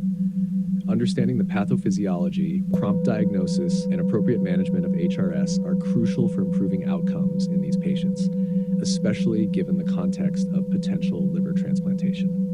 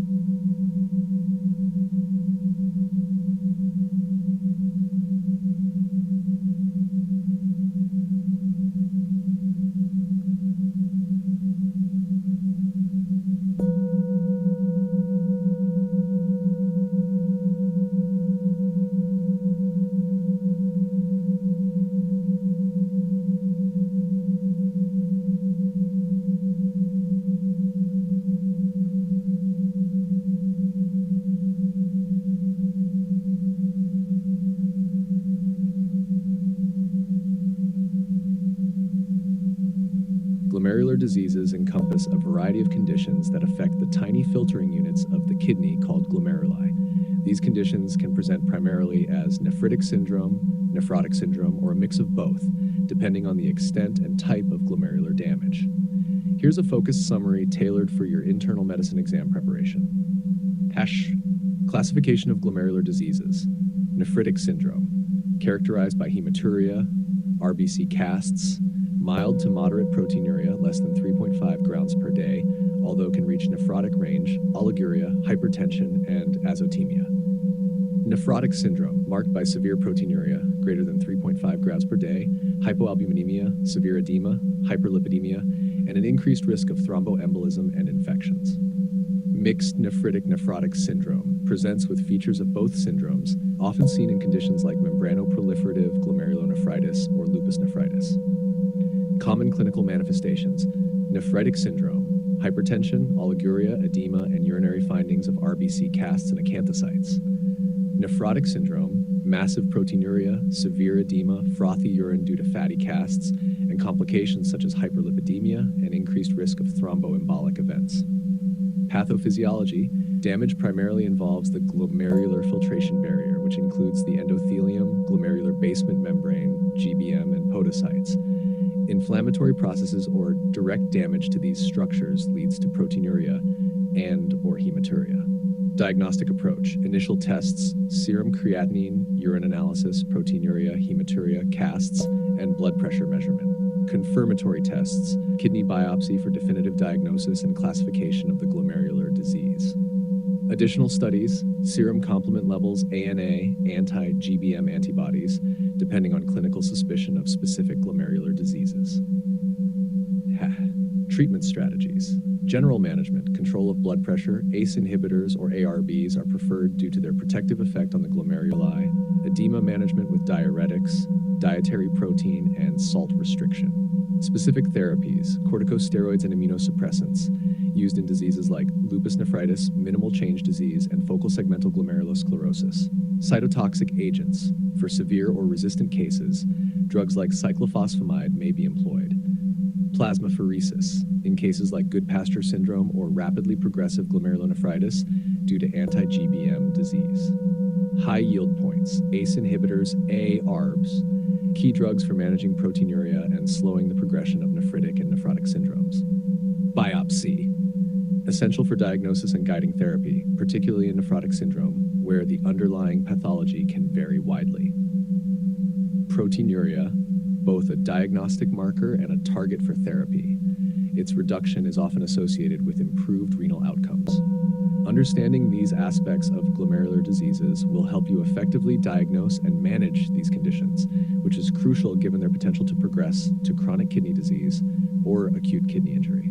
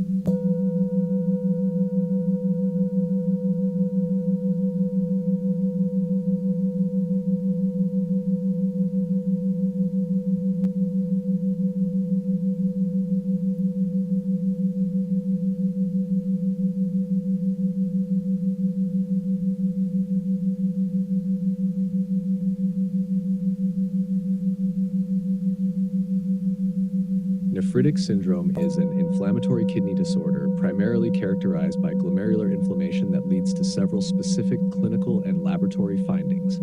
Understanding these features is crucial for your internal medicine exam preparation. Classification and clinical features. Nephritic syndrome, defined by the presence of hematuria with acanthocytes, RBC casts, mild to moderate proteinuria, 3.5 grams per 24H, hypertension, oliguria, azotemia, mild to moderate edema, and sterile pyuria. Pathophysiology, inflammation and damage. Nephritic syndrome involves inflammation that leads to damage within the glomeruli. This damage disrupts the glomerular filtration barrier, allowing proteins and red blood cells to leak into the urine. Immune response. often involves an immune response where antibodies react with glomerular antigens, leading to a complement-mediated inflammation that decreases glomerular filtration rate, GFR. Diagnostic approach, urinalysis. Key findings include hematuria, RBC casts, mild to moderate proteinuria, and possibly WBC casts. Renal function tests, elevated creatinine levels and reduced GFR. Serologic tests may include ANA, ANCA, anti-GBM antibodies, and complement levels to identify specific causes such as lupus nephritis or anti-GBM disease. Renal biopsy, indicated when the diagnosis is uncertain or to define the extent of glomerular damage. Treatment strategies. Blood pressure control, ACE inhibitors or angiotensin receptor blockers to reduce proteinuria and manage hypertension. Edema management, diuretics for fluid overload. Immunosuppression for diseases like lupus nephritis or vasculitis-associated nephritic syndrome. Medications include corticosteroids and cyclophosphamide. Specific treatments based on underlying cause. Post-streptococcal glomerulonephritis, supportive care, typically self-limiting. IgA nephropathy, Berger disease, fish oil ACE inhibitors, and possibly immunosuppressants in progressive cases. Rapidly progressive glomerulonephritis, RPGN, requires aggressive treatment with corticosteroids, cyclophosphamide, and plasmapheresis, especially in anti-GBM disease. High yield points for exam. Key symptoms: hematuria, hypertension, and edema are classic signs of nephritic syndrome. Diagnostic marker: RBC casts in urine are highly indicative of nephritic syndrome. Treatment focus: controlling hypertension, reducing proteinuria, and addressing underlying autoimmune or infectious causes. ACE inhibitors ARBs, essential for managing proteinuria and hypertension in nephritic syndrome. Understanding these components will help you effectively diagnose and manage nephritic syndrome, a critical skill for any internal medicine practice.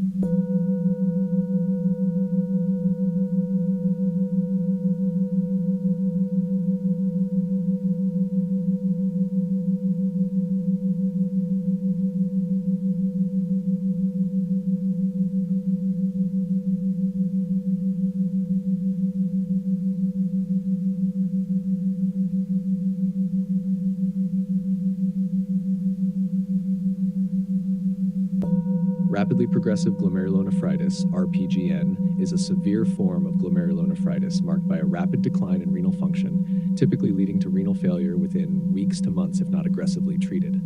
Here's a concise guide focusing on the diagnosis and treatment aspects, tailored for your internal medicine exam preparation. Diagnostic criteria. Clinical presentation. RPGN is characterized by features such as rapid loss of renal function, hematuria, proteinuria, and often signs of nephritic syndrome, e.g. hypertension, oliguria. Urine analysis, presence of dysmorphic RBCs, RBC casts, and proteinuria. Serological tests, ANCA antineutrophil cytoplasmic antibodies, CNCA associated with granulomatosis with polyangiitis, and PNK with microscopic polyangiitis and eosinophilic granulomatosis with polyangiitis. Anti-GBM, glomerular basement membrane antibodies found in Goodpasture's syndrome. Decreased in immune complex-mediated RPGN like post-infectious glomerulonephritis or lupus nephritis. Renal biopsy, essential for confirming the diagnosis, determining the extent of glomerular damage, and identifying the type of RPGN, anti-GBM, immune complex, or posse immune type. Treatment strategies. Immunosuppression, critical for managing RPGN regardless of the underlying cause. Corticosteroids, prednisone or methylprednisolone for initial high-dose therapy, often followed by a taper. Cyclophosphamide used for severe cases, especially those associated with ANCA-associated vasculitis or lupus nephritis. Plasmapheresis, recommended for anti-GBM disease and other forms of RPGN with significant immune complex deposition to rapidly remove circulating antibodies and immune complexes. Supportive care, blood pressure management, use of ACE inhibitors or ARBs to control hypertension. Fluid and electrolyte management, monitoring and adjusting fluid intake and output and managing electrolyte disturbances. Renal replacement therapy.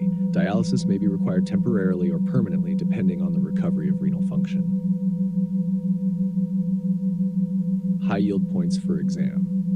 Rapid diagnosis is crucial. Early identification and aggressive treatment are pivotal to prevent irreversible kidney damage. Biopsy is key. Renal biopsy not only confirms the diagnosis, but also guides the treatment by identifying the type of RPGN. Treatment must be aggressive. Due to the rapid progression to renal failure, immediate immunosuppressive therapy and supportive measures are necessary. Monitor for complications. Watch for complications such as infections due to immunosuppression and cardiovascular complications from hypertension. Understanding these elements will help you address questions related to RPGN effectively in your exams and provide a robust framework for managing this critical condition in clinical practice.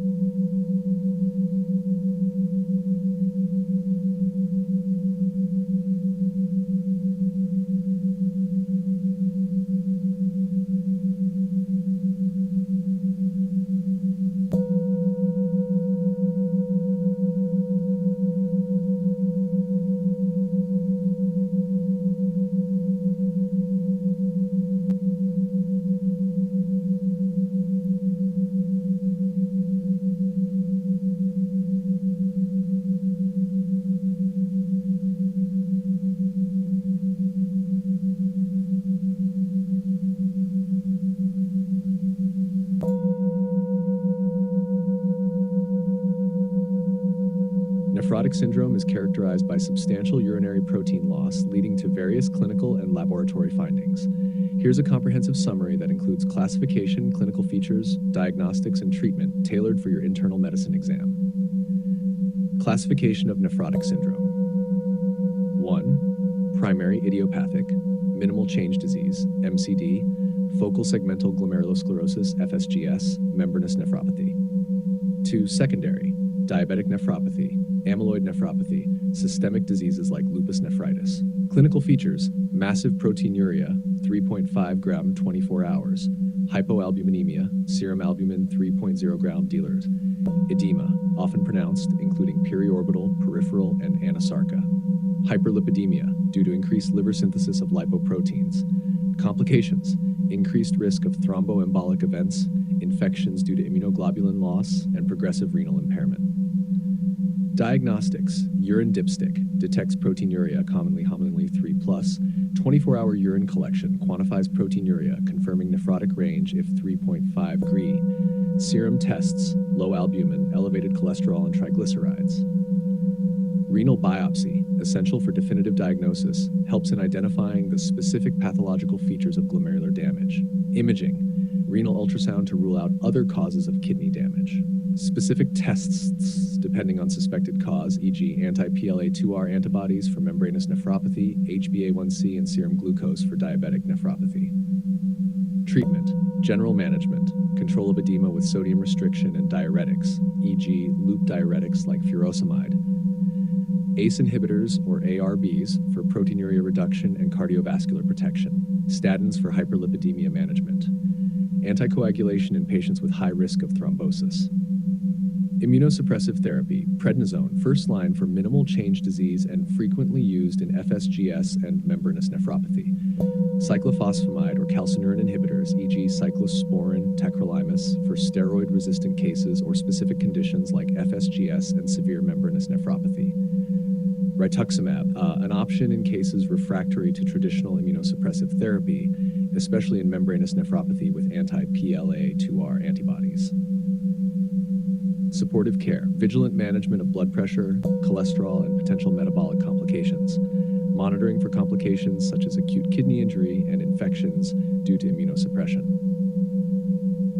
High yield points for exam, proteinuria measurement, understanding the quantification and significance of nephrotic range proteinuria 3.5 grams per day is crucial.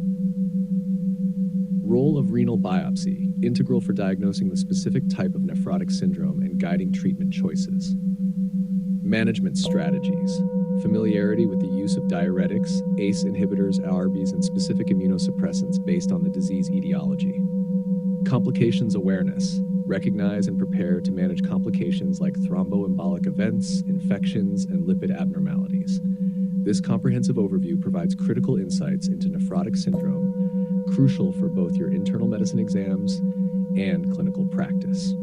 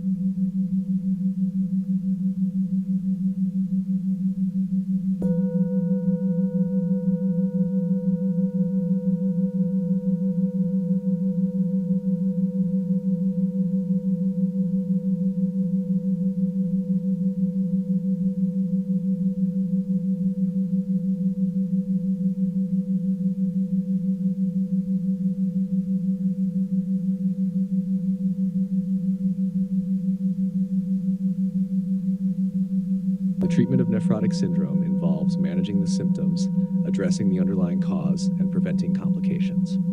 Here is a detailed overview structured to assist with understanding and application in clinical practice. Anapmash. General management. 1. Edema management. Dietary sodium restriction. Limit sodium intake to less than 2 grams per day. Diuretics, loop diuretics, e.g. furosemide, are typically first line for managing edema. In cases of resistant edema, thiazide diuretics or metolazone may be added. 2. Proteinuria reduction. RAS inhibitors, angiotensin-converting enzyme inhibitors, ACEIs, e.g. lisinopril, or angiotensin receptor blockers, ARIs, e.g. losartan, reduce proteinuria and provide cardiovascular protection by lowering blood pressure and reducing intraglomerular pressure. 3. Dyslipidemia treatment. Statins, used to manage elevated cholesterol levels, common in nephrotic syndrome. Statins such as atorvastatin are recommended, particularly in patients with additional cardiovascular risk factors. 4. Thrombosis prevention. Anticoagulation, considered in patients with severe proteinuria and hypoalbuminemia, 2.5 Grauverdinelia, especially if other risk factors for thrombosis are present. Options include warfarin or low molecular weight heparins.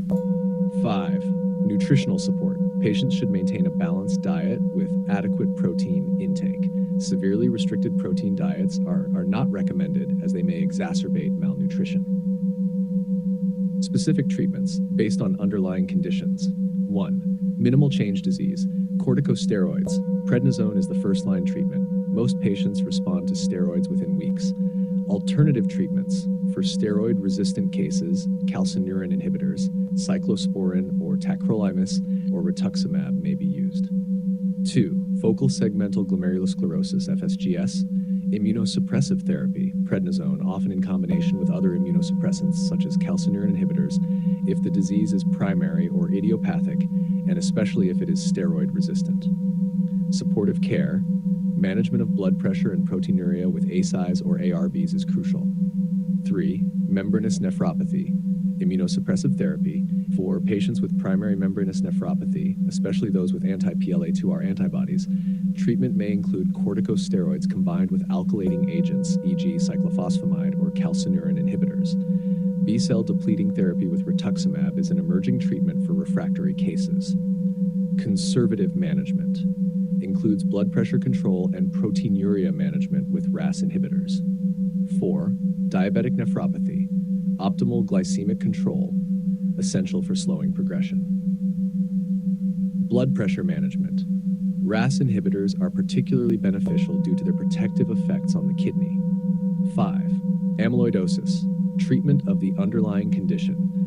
For AL amyloidosis, therapies may include chemotherapy aimed at reducing the production of light chains. For AA amyloidosis, controlling the inflammatory condition is key.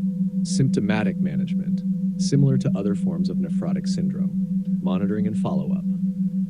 Regular monitoring. Frequent assessments of kidney function, proteinuria, and serum albumin levels are necessary to evaluate treatment efficacy and adjust management strategies. Preventive care. Vaccinations, e.g. pneumococcal and influenza vaccines, are recommended due to the increased risk of infections. Complication management. Patients with nephrotic syndrome are at increased risk for cardiovascular disease, infections, acute kidney injury, and chronic kidney disease, necessitating proactive management and monitoring of these conditions. This comprehensive approach ensures both the symptomatic treatment and the management of the underlying causes of nephrotic syndrome, crucial for improving patient outcomes and preventing progression to end-stage renal disease.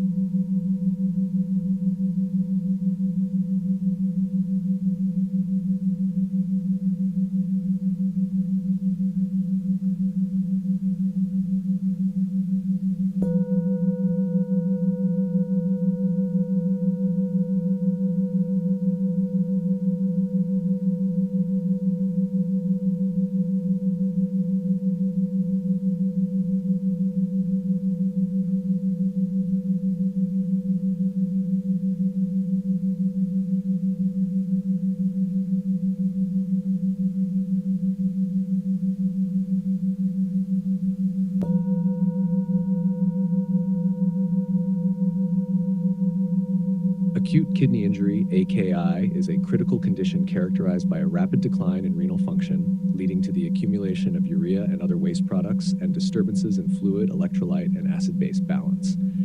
Here's a detailed summary of AKI tailored for internal medicine exam preparation, focusing on classifications, clinical features, diagnostic criteria, and treatment strategies. Classification of AKI. AKI is typically categorized based on the etiology. Prerenal AK, caused by factors reducing blood flow to the kidneys, such as hypovolemia, hypotension, or heart failure. Intrinsic AK results from direct damage to the kidneys due to causes such as acute tubular necrosis, glomerulonephritis, or interstitial nephritis. Postrenal AK, caused by obstruction of the urinary tract, leading to impaired urine outflow. Clinical features. General symptoms can range from minimal symptoms to severe fluid overload, depending on the phase of AKI. Oliguria or anuria, less than 400 milliliter oligurino urine output anuria in 24 hours. Fluid overload. Symptoms may include hypertension, pulmonary edema, and peripheral edema. Uremia manifests as nausea, vomiting, fatigue, confusion, and can progress to seizures or coma in severe cases. Electrolyte imbalances, hyperkalemia, hyponatremia, and acidosis are common. Diagnostics, serum creatinine and BUN, increase in serum creatinine by 0.3 milligrams per deciliter within 48 hours or an increase to 1.5 times baseline, which is known or presumed to have occurred within the prior 7 days. Urine output, less than 0.5 milliliters per kilohour for 6 hours.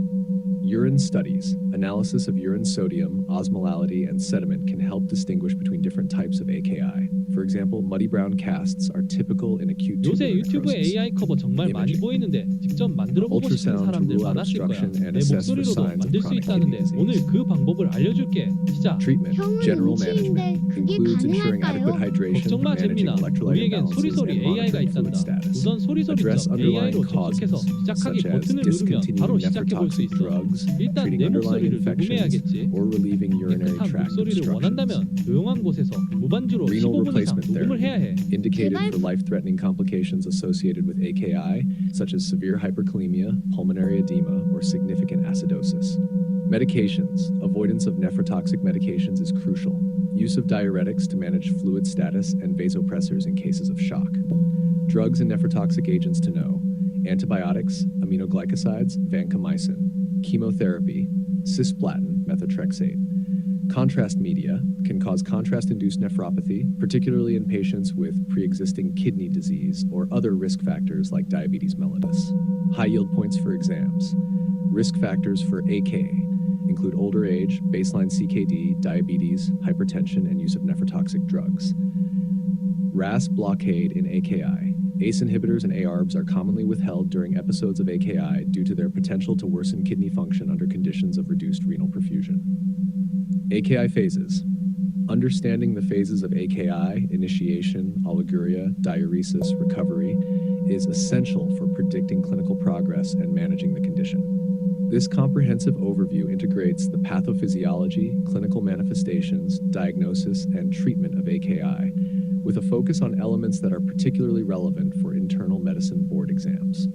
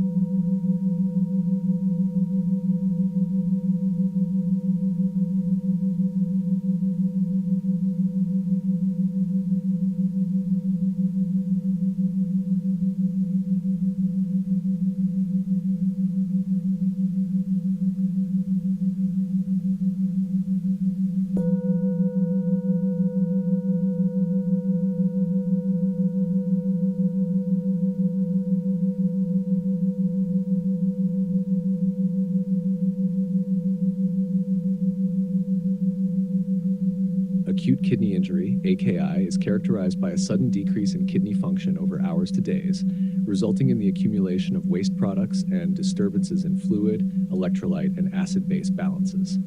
The causes of AKI can be categorized into three main types: pre-renal, intrinsic renal, and post-renal. Each type has different underlying mechanisms. Pre-renal AKI.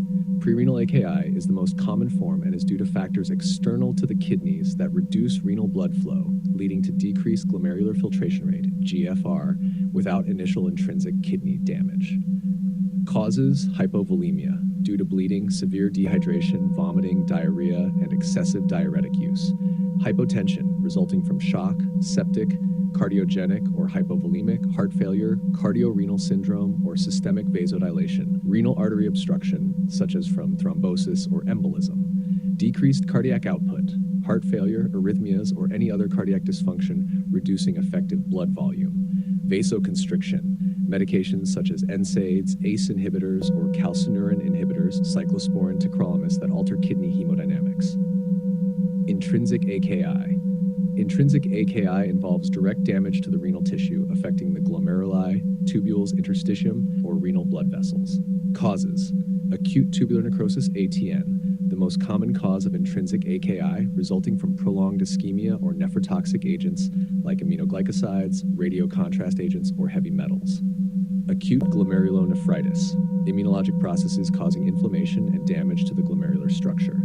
Acute interstitial nephritis, AIN, usually drug-induced, antibiotics, NSAIDs, proton pump inhibitors, also due to infection or autoimmune diseases. Vascular disorders, such as thrombotic microangiopathies, hemolytic uremic syndrome, thrombotic thrombocytopenic purpura, vasculitis, or cholesterol embolism. Rhabdomyolysis, myoglobin release from muscle breakdown leads to tubular obstruction and nephrotoxicity. Hemolysis, hemoglobin released during extensive hemolysis is nephrotoxic. Postrenal AKI.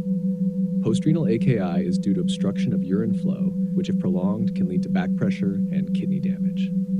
Causes: ureteral obstruction, kidney stones, clots, or tumors. Bladder obstruction, benign prostatic hyperplasia, prostate cancer, severe pelvic organ prolapse, or neurogenic bladder. Urethral obstruction, urethral stricture, or congenital abnormalities such as posterior urethral valves. Each type of AKI has distinct initial treatment approaches aimed at resolving the underlying cause, which is crucial for restoring kidney function and preventing further damage. Understanding these categories helps in the diagnosis, management, and potentially the prevention of AKI.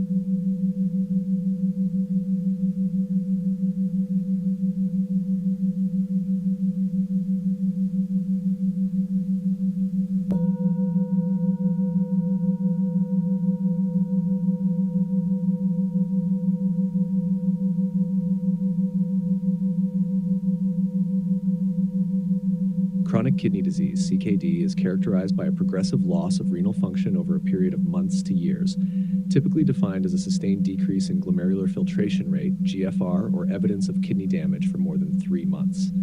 Here is a summary highlighting the crucial aspects for your exam preparation. Classification and criteria. GFR categories. CKD is classified based on GFR. G1, normal or high. 90 milliliters per mins or 1.73 squared heads. Mildly decreased, 60 to 89 millimin, 1.73. G3A, mildly to moderately decreased, 45 to 59 million, 1.73 milliscry. G3B, moderately to severely decreased, 30 to 44 milliliters min, 7 point sword. Severely decreased, 15 to 29 milliliters per min, and it's about 1.78. Kidney failure, 15 million, 1.73. Markers of kidney damage include abnormalities in urine sediment, electrolyte imbalances due to tubular disorders, structural abnormalities detected by imaging, a history of kidney transplantation, or an elevated urine albumin to creatinine ratio, UACR. Clinical features, early stages, often asymptomatic, may have hypertension or subtle signs of fluid overload. Advanced stages, symptoms of uremia, nausea, vomiting, fatigue, altered mental status, signs of fluid overload, edema, pulmonary congestion, metabolic acidosis, hyperkalemia, and complications related to mineral bone disorders, bone pain, fractures. Diagnostic approach, serum creatinine and GFR, used to estimate renal function, CKD, EPI, and MDRD equations are common. Urine examination, detection of proteinuria, albuminuria, hematuria, and cellular casts. Imaging, kidney ultrasound may show changes in kidney size, cortical thickness, and echogenicity. Treatment, general measures, control of blood pressure, target 130-80 mmHg for most patients, strict glycemic control in diabetics, dietary protein intake adjustment, and smoking cessation. Medications, oraz inhibitors, ACE inhibitors or ARBs for proteinuria and hypertension, diuretics for fluid overload, erythropoiesis stimulating agents for anemia management, phosphate binders and vitamin D analogs for managing mineral bone disorders, advanced consideration of dialysis and kidney transplantation in stage G5 or symptomatic late stage G4. Drug names to remember, RAS inhibitors, lisinopril, losartan, phosphate binders, calcium acetate, sevelamer, vitamin D analogs, calcitriol, paracalcitol, ESAs, epoetin alpha, darbepoetin alpha. Monitoring and complications, regular monitoring of kidney function, electrolytes, hemoglobin, and bone mineral parameters. Management of complications like cardiovascular disease, anemia, and bone mineral disease is critical. High yield points. Early detection and management of CKD can slow progression and reduce the risk of complications. Blood pressure control and proteinuria reduction are key strategies in managing CKD. Understanding the underlying cause of CKD can guide specific treatments and interventions. This concise guide should help you understand the key aspects of CKD relevant for your internal medicine exam, with emphasis on classification, clinical features, diagnostic criteria, treatment, and essential drug names.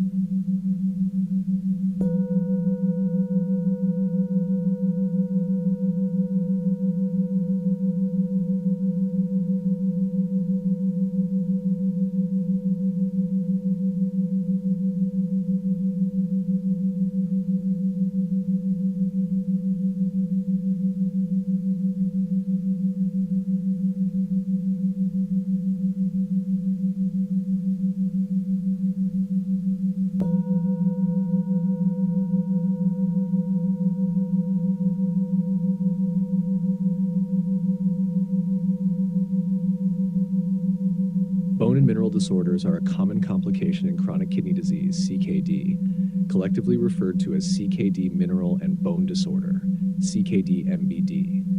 Here's a detailed overview tailored for medical students and professionals. Pathophysiology. CKD-MBD encompasses a broad spectrum of mineral, bone, and cardiovascular abnormalities that develop result of disturbances in calcium, phosphate, parathyroid hormone, PTH, and vitamin D metabolism. These changes start early in the course of renal dysfunction and worsen as kidney function declines. Phosphate retention. As GFR decreases, the kidney's ability to excrete phosphate diminishes, leading to hyperphosphatemia. High phosphate levels directly stimulate PTH secretion.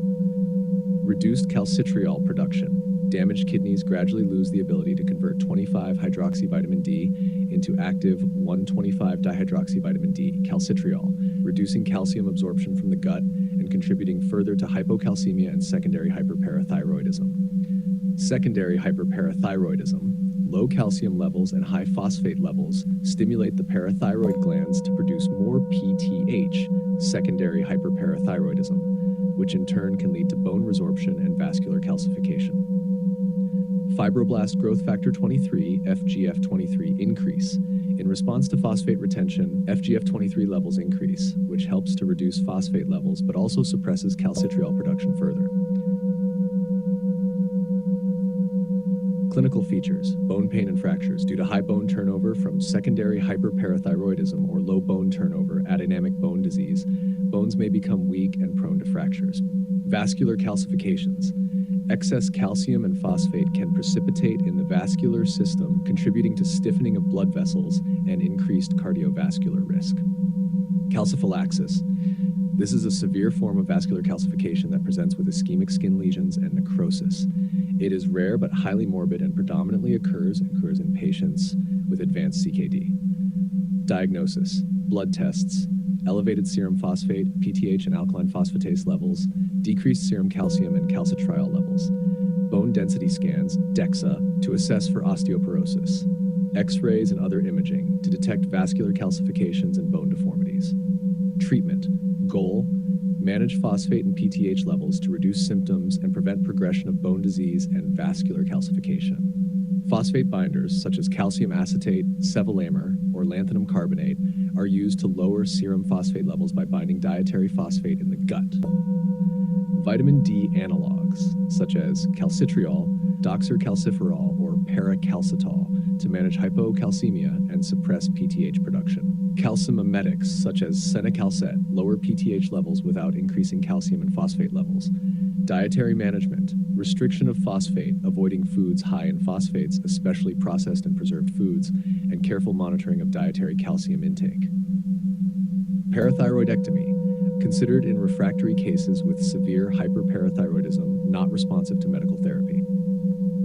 Monitoring, regular monitoring of serum levels of calcium, phosphate, PTH, and vitamin D is essential to assess the effectiveness of treatment and adjust as needed. Assessment for vascular calcification, regular cardiovascular examinations to monitor for signs of calcification, which is a significant risk factor for cardiovascular disease in CKD patients. High yield points for exams.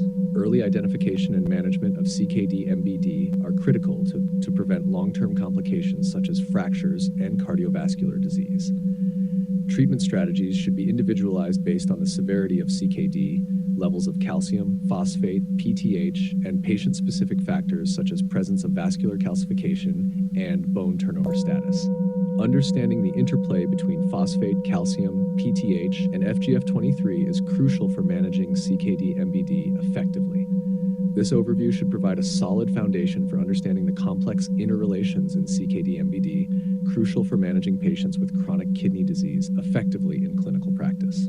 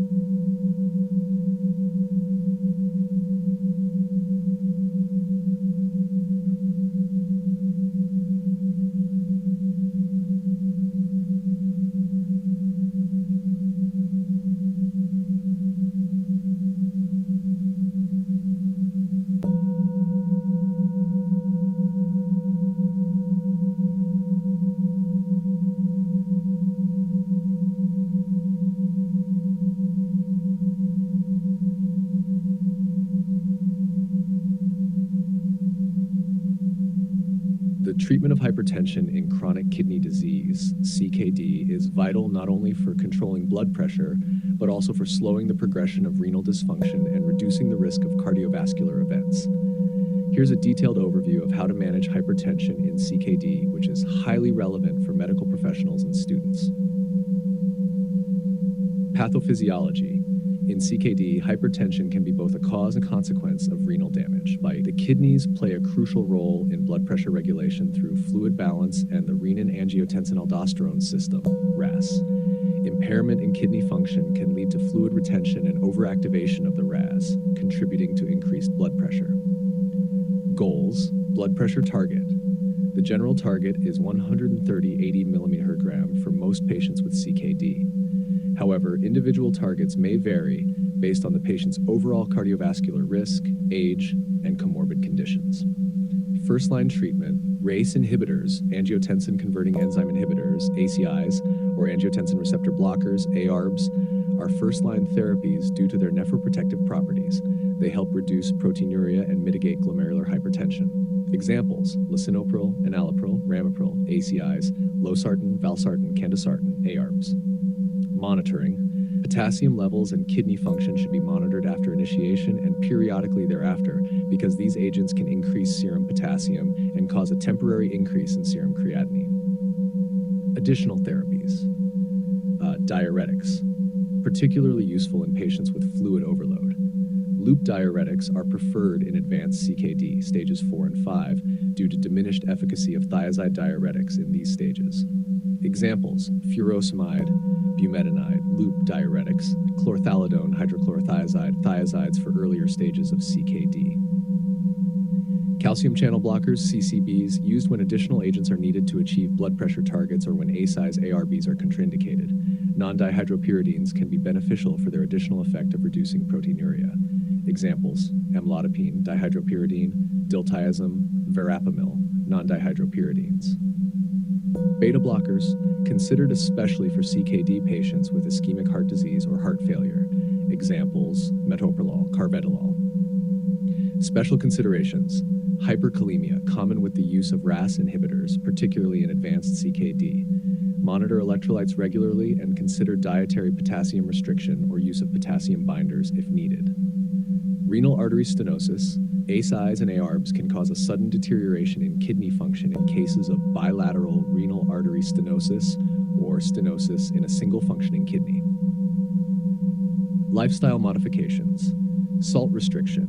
Limiting dietary sodium to less than 2 grams per day, equivalent to 5 grams of salt, can enhance the effectiveness of antihypertensive medications and help control blood pressure. Weight management. Obesity is a risk factor for both hypertension and the progression of CKD. Weight loss can significantly improve blood pressure control. Physical activity. Regular physical activity is recommended, but patients should be advised according to their cardiovascular and overall health status. Monitoring and follow-up. Regular follow-up is necessary to adjust medications, assess blood pressure control, monitor for potential medication side effects, and manage CKD progression. Blood pressure monitoring should be more frequent when initiating or adjusting therapy and can be less frequent once stability is achieved.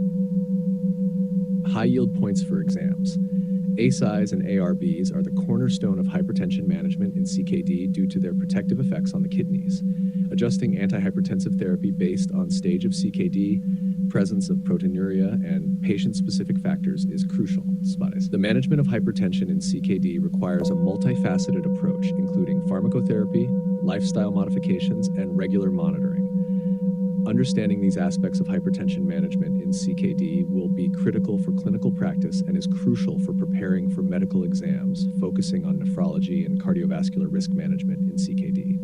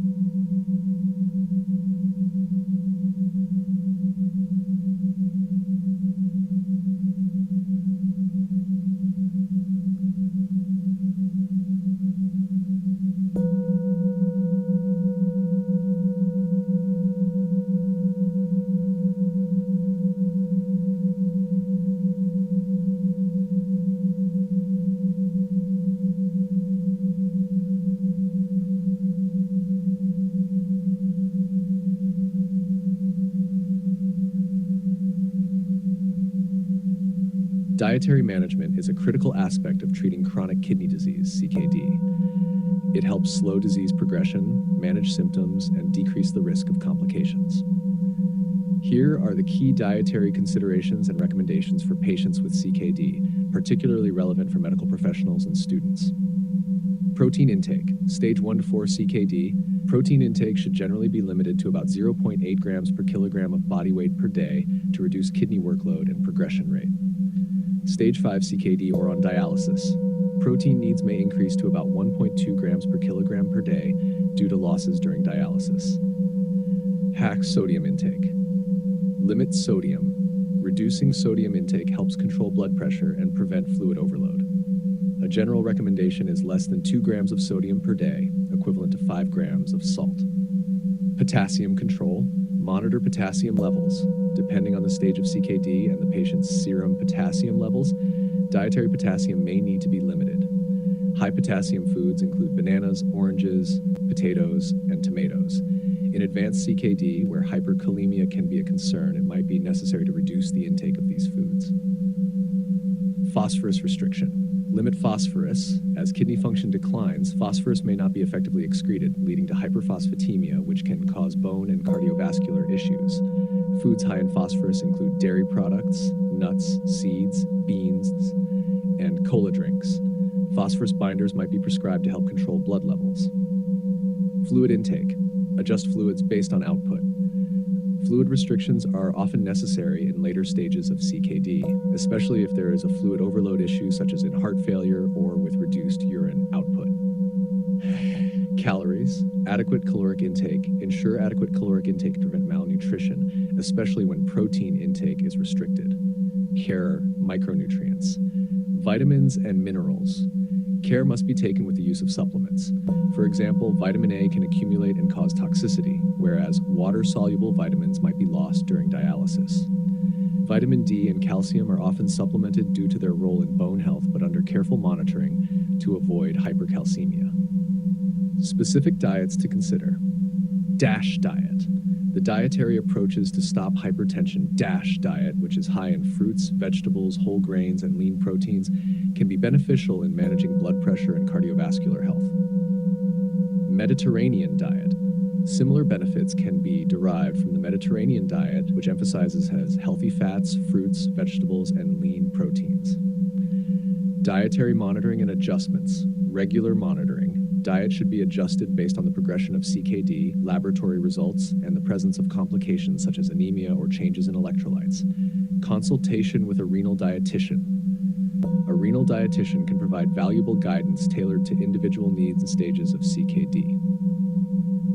High yield points for exams. Dietary management in CKD focuses on controlling intake of protein, phosphorus, potassium, and sodium. Fluid intake recommendations are highly dependent on the stage of CKD and individual patient factors like urine output and presence of edema. Diet adjustments and monitoring are crucial as CKD progresses and dietary needs can change over time. Understanding these dietary principles is essential for the effective management of patients with CKD and is vital for medical professionals in both clinical settings and exam preparation.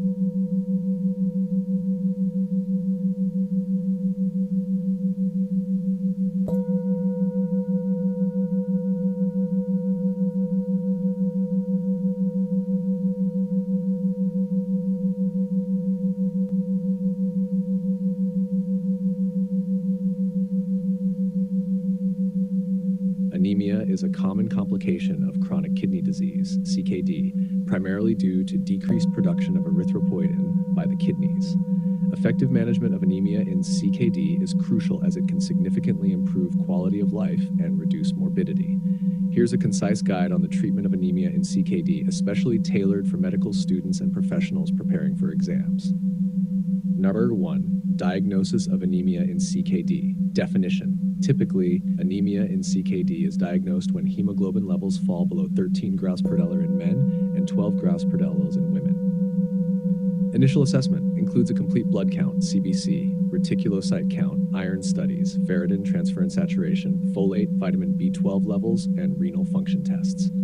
Chapter 2. Treatment objectives. Increase hemoglobin levels. Target hemoglobin levels are generally between 10 to 11.5 graus per deciliter. Overcorrection above 12 graus per deciliter should be avoided due to associated risks such as hypertension and cardiovascular events.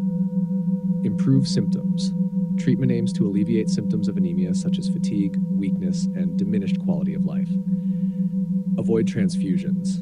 Reducing the need for blood transfusions which carry risks of sensitization and transmission of infections. Chapter 3. Iron supplementation. Oral iron used in cases with mild anemia and when oral intake is possible. However, oral iron is often poorly tolerated and less effective in CKD due to decreased absorption. Intravenous iron, preferred in moderate to severe CKD, especially if the patient is on hemodialysis. It is more effective in replenishing iron stores and improving hemoglobin levels. Chapter 4. Erythropoiesis-stimulating agents, EAs. Agents such as epoetin alpha and darbepoetin alpha, used to stimulate the bone marrow to produce more red blood cells.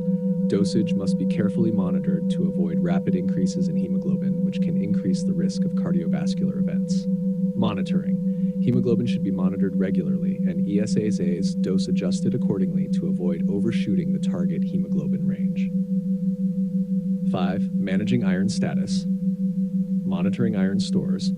Regular monitoring of ferritin and transferrin saturation is necessary to guide iron supplementation and avoid iron overload. Target levels. Ferritin levels should be kept above 100 nanogram per milliliter, and transferrin saturation should be above 20%. 6. Adjunctive treatments. Vitamin supplementation. Folate and vitamin B12 supplementation may be necessary if deficiencies are identified. Managing underlying causes. Optimal control of CKD progression and associated conditions like inflammation, which can affect erythropoiesis.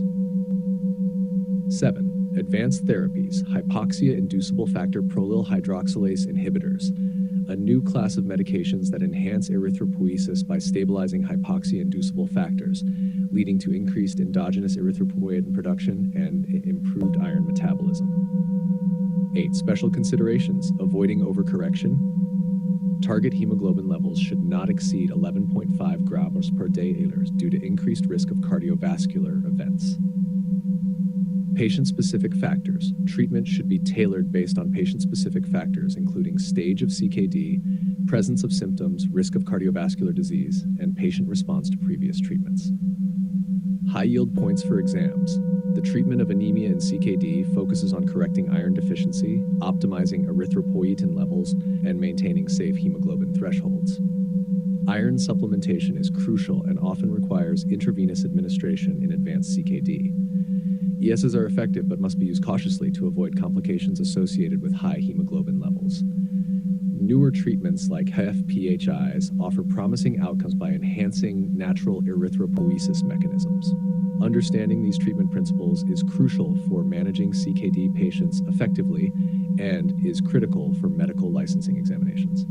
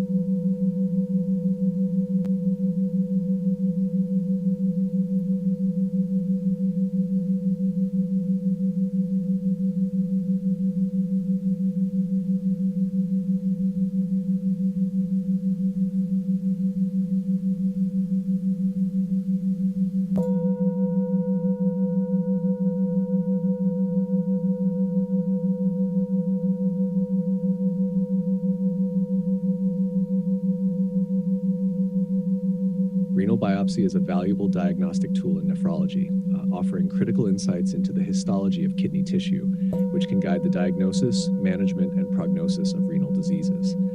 Here's a detailed guide on the indications and contraindications for renal biopsy, particularly useful for medical students and professionals preparing for exams. Indications for renal biopsy. 1. Unexplained acute kidney injury, AKI, when the cause of AKI remains unclear after initial clinical and laboratory evaluations. 2. Chronic kidney disease, CKD of unknown origin, when the etiology of CKD is not evident from clinical and laboratory findings. 3. Acute nephritic syndrome, sudden onset of hematuria, proteinuria, and decreased renal function where glomerulonephritis is suspected. 4. Nephrotic syndrome, especially in adults with new-onset nephrotic syndrome, to determine the specific type of glomerular disease. 5. Rapidly progressive glomerulonephritis, RPGN, patients presenting with rapidly deteriorating renal function and signs of glomerular disease. 6. Unexplained hematuria and/or proteinuria, persistent and unexplained hematuria or proteinuria, especially when associated with other signs of renal pathology. 7. Renal disease in systemic illness, conditions like systemic lupus erythematosus, SLE, vasculitis, or other systemic diseases that may involve the kidneys. 8. Transplant dysfunction, new onset of graft dysfunction or proteinuria in renal transplant recipients. Contraindications for renal biopsy. 1. Bleeding diathesis, patients with known bleeding disorders or those on anticoagulation therapy that cannot be safely suspended. 2. Uncontrolled hypertension, significantly elevated blood pressure increases the risk of bleeding post-procedure. 3. Single kidney, relative contraindication depending on the situation, as biopsy could jeopardize the only functioning kidney.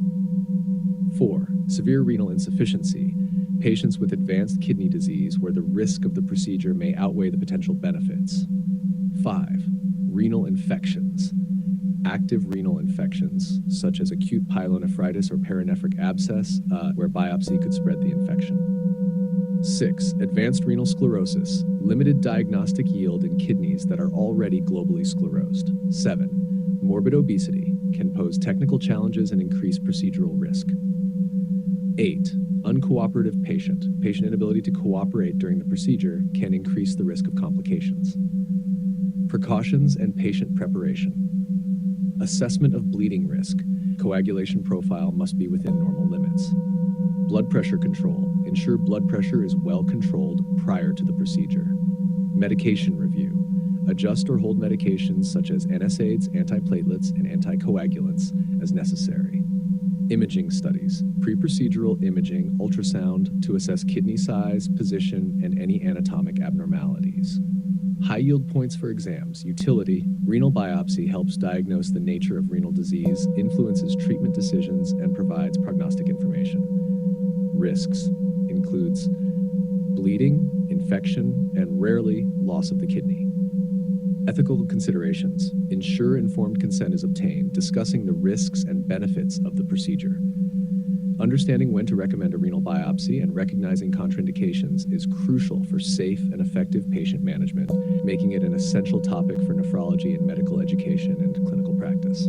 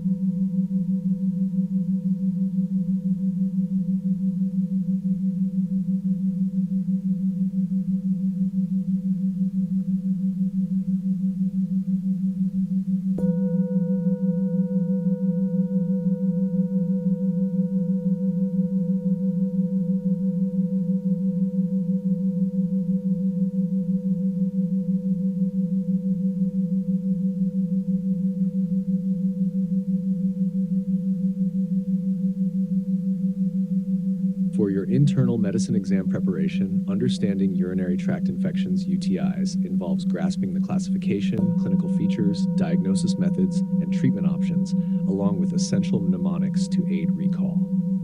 Here's a focused overview. Had classification of UTIs by location. Lower UTIs affect the bladder, cystitis, and urethra. Upper UTIs affect the kidneys, pyelonephritis, and ureters. By complexity, uncomplicated UTIs occur in healthy, non-pregnant women without urinary tract abnormalities. Complicated UTIs occur in men, pregnant women, or patients with a functional or anatomical abnormality of the urinary tract. Clinical features: lower UTI symptoms, dysuria, increased urinary frequency and urgency, suprapubic pain. Upper UTI symptoms includes lower UTI symptoms plus flank pain, fever, and malaise. Diagnosis: uncomplicated UTIs, often diagnosed based on clinical presentation alone. Complicated UTIs require urinalysis and urine culture to identify causative organisms and tailor antibiotic therapy. Key tests: urinalysis looks for pyuria, WBCs in urine, bacteriuria, and nitrites. Urine culture, necessary for complicated cases or treatment failures to guide antibiotic selection. Treatment: empiric antibiotic therapy for uncomplicated cystitis, nitrofurantoin for 5 days. Trimethoprim sulfamethoxazole TMP SMX for 3 days. Phosphomycin as a single dose. Complicated UTIs, broad-spectrum antibiotics like fluoroquinolones, ciprofloxacin or levofloxacin, or beta-lactam antibiotics depending on culture results and local resistance patterns. Pregnancy requires careful selection of antibiotics to avoid teratogenic risks. Use phosphomycin, amoxicillin clavulanic acid, or cephalosporins. Mnemonics for UTI causes: seek PPP, S. saprophyticus, E. coli, E. pterococcus, Kate, Klebsiella, Proteus, Pseudomonas. High yield points for exam. UTIs are more common in women due to anatomical differences. The presence of nitrites on urinalysis suggests a gram-negative organism, typically E. coli. Remember, recurrent UTIs in women may necessitate prophylactic antibiotics depending on the frequency and severity of the episodes. The choice of antibiotic should consider local resistance patterns, especially with the rising concern over antibiotic resistance. This summary encapsulates the key aspects of UTIs necessary for your exam, providing a balance between clinical application and essential academic knowledge.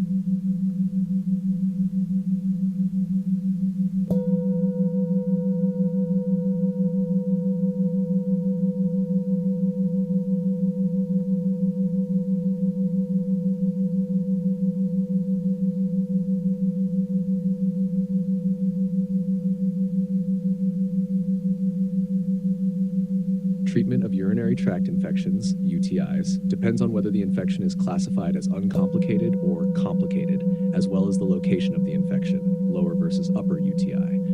Here's a detailed guide to help you understand the treatment strategies. Uncomplicated UTIs. These typically occur in otherwise healthy, non-pregnant women without anatomical abnormalities. SAR, first-line empiric antibiotic therapy, nitrofurantoin, macrobid, 100 milligrams twice a day for 5 days. Not suitable for pyelonephritis because it does not achieve adequate renal tissue concentration. Trimethoprim sulfamethoxazole TMP SMX Bactrim, 160-800 milligrams twice a day for 3 days. Avoid if local resistance rates exceed 20% or if used for UTI prophylaxis within the last 3 months. Phosphomycin monurol, single 3-gram dose, useful for patients with allergies to other agents. Second-line therapies, fluoroquinolones, e.g. ciprofloxacin 250 milligrams twice a day or levofloxacin 250 milligrams once a day for 3 days. Consider if resistance to first-line agents is high, but be cautious about potential for side effects and increasing resistance. Beta-lactam antibiotics, e.g. amoxicillin clavulanate, cefdinir, cefpodoxim, generally less effective due to higher rates of resistance and adverse effects. Complicated UTIs. These occur in men, pregnant women, or patients with functional or anatomical abnormalities. Treatment generally requires broader antibiotic coverage and longer duration. Antibiotic therapy, typically a 7 to 14-day course is recommended, depending on the severity and clinical response. Fluoroquinolones, often preferred due to good penetration into tissues, including the prostate. Extended-spectrum cephalosporins, e.g. ceftriaxone or piperacillin tazobactam, useful for more severe infections or hospital-acquired pathogens. Aminoglycosides may be used in combination therapy for severe infections, but monitor for nephrotoxicity. Hashir pyelonephritis, upper UTI, requires more aggressive treatment, often initiated with parenteral antibiotics in a hospital setting, especially if nausea and vomiting prevent oral administration. Empiric therapy, ciprofloxacin or levofloxacin, effective for most cases in regions with low resistance rates. Ceftriaxone, a safe alternative, particularly for community-acquired infections. Ampicillin and gentamicin, considered if gram-positive bacteria are suspected. Special considerations. Pregnant women avoid fluoroquinolones and tetracyclines. Use beta-lactams or nitrofurantoin, except in the late 3rd trimester. Elderly patients, be cautious with drug dosages due to potential for renal impairment. Patients with renal impairment adjust dosages accordingly to avoid accumulation and toxicity. Prophylaxis for recurrent UTIs. For patients with frequent recurrences, continuous or postcoital antibiotic prophylaxis may be considered. Low-dose trimethoprim sulfamethoxazole or nitrofurantoin at night can reduce recurrence rates. Non-antibiotic measures. Increased fluid intake to flush out bacteria. Cranberry products may reduce the risk of recurrent UTIs in some patients, though evidence is mixed. Treatment must always be tailored to individual patient characteristics, local resistance patterns, and specific causative organisms determined through culture and sensitivity testing when necessary. This ensures effective management of UTIs while minimizing the risk of resistance development.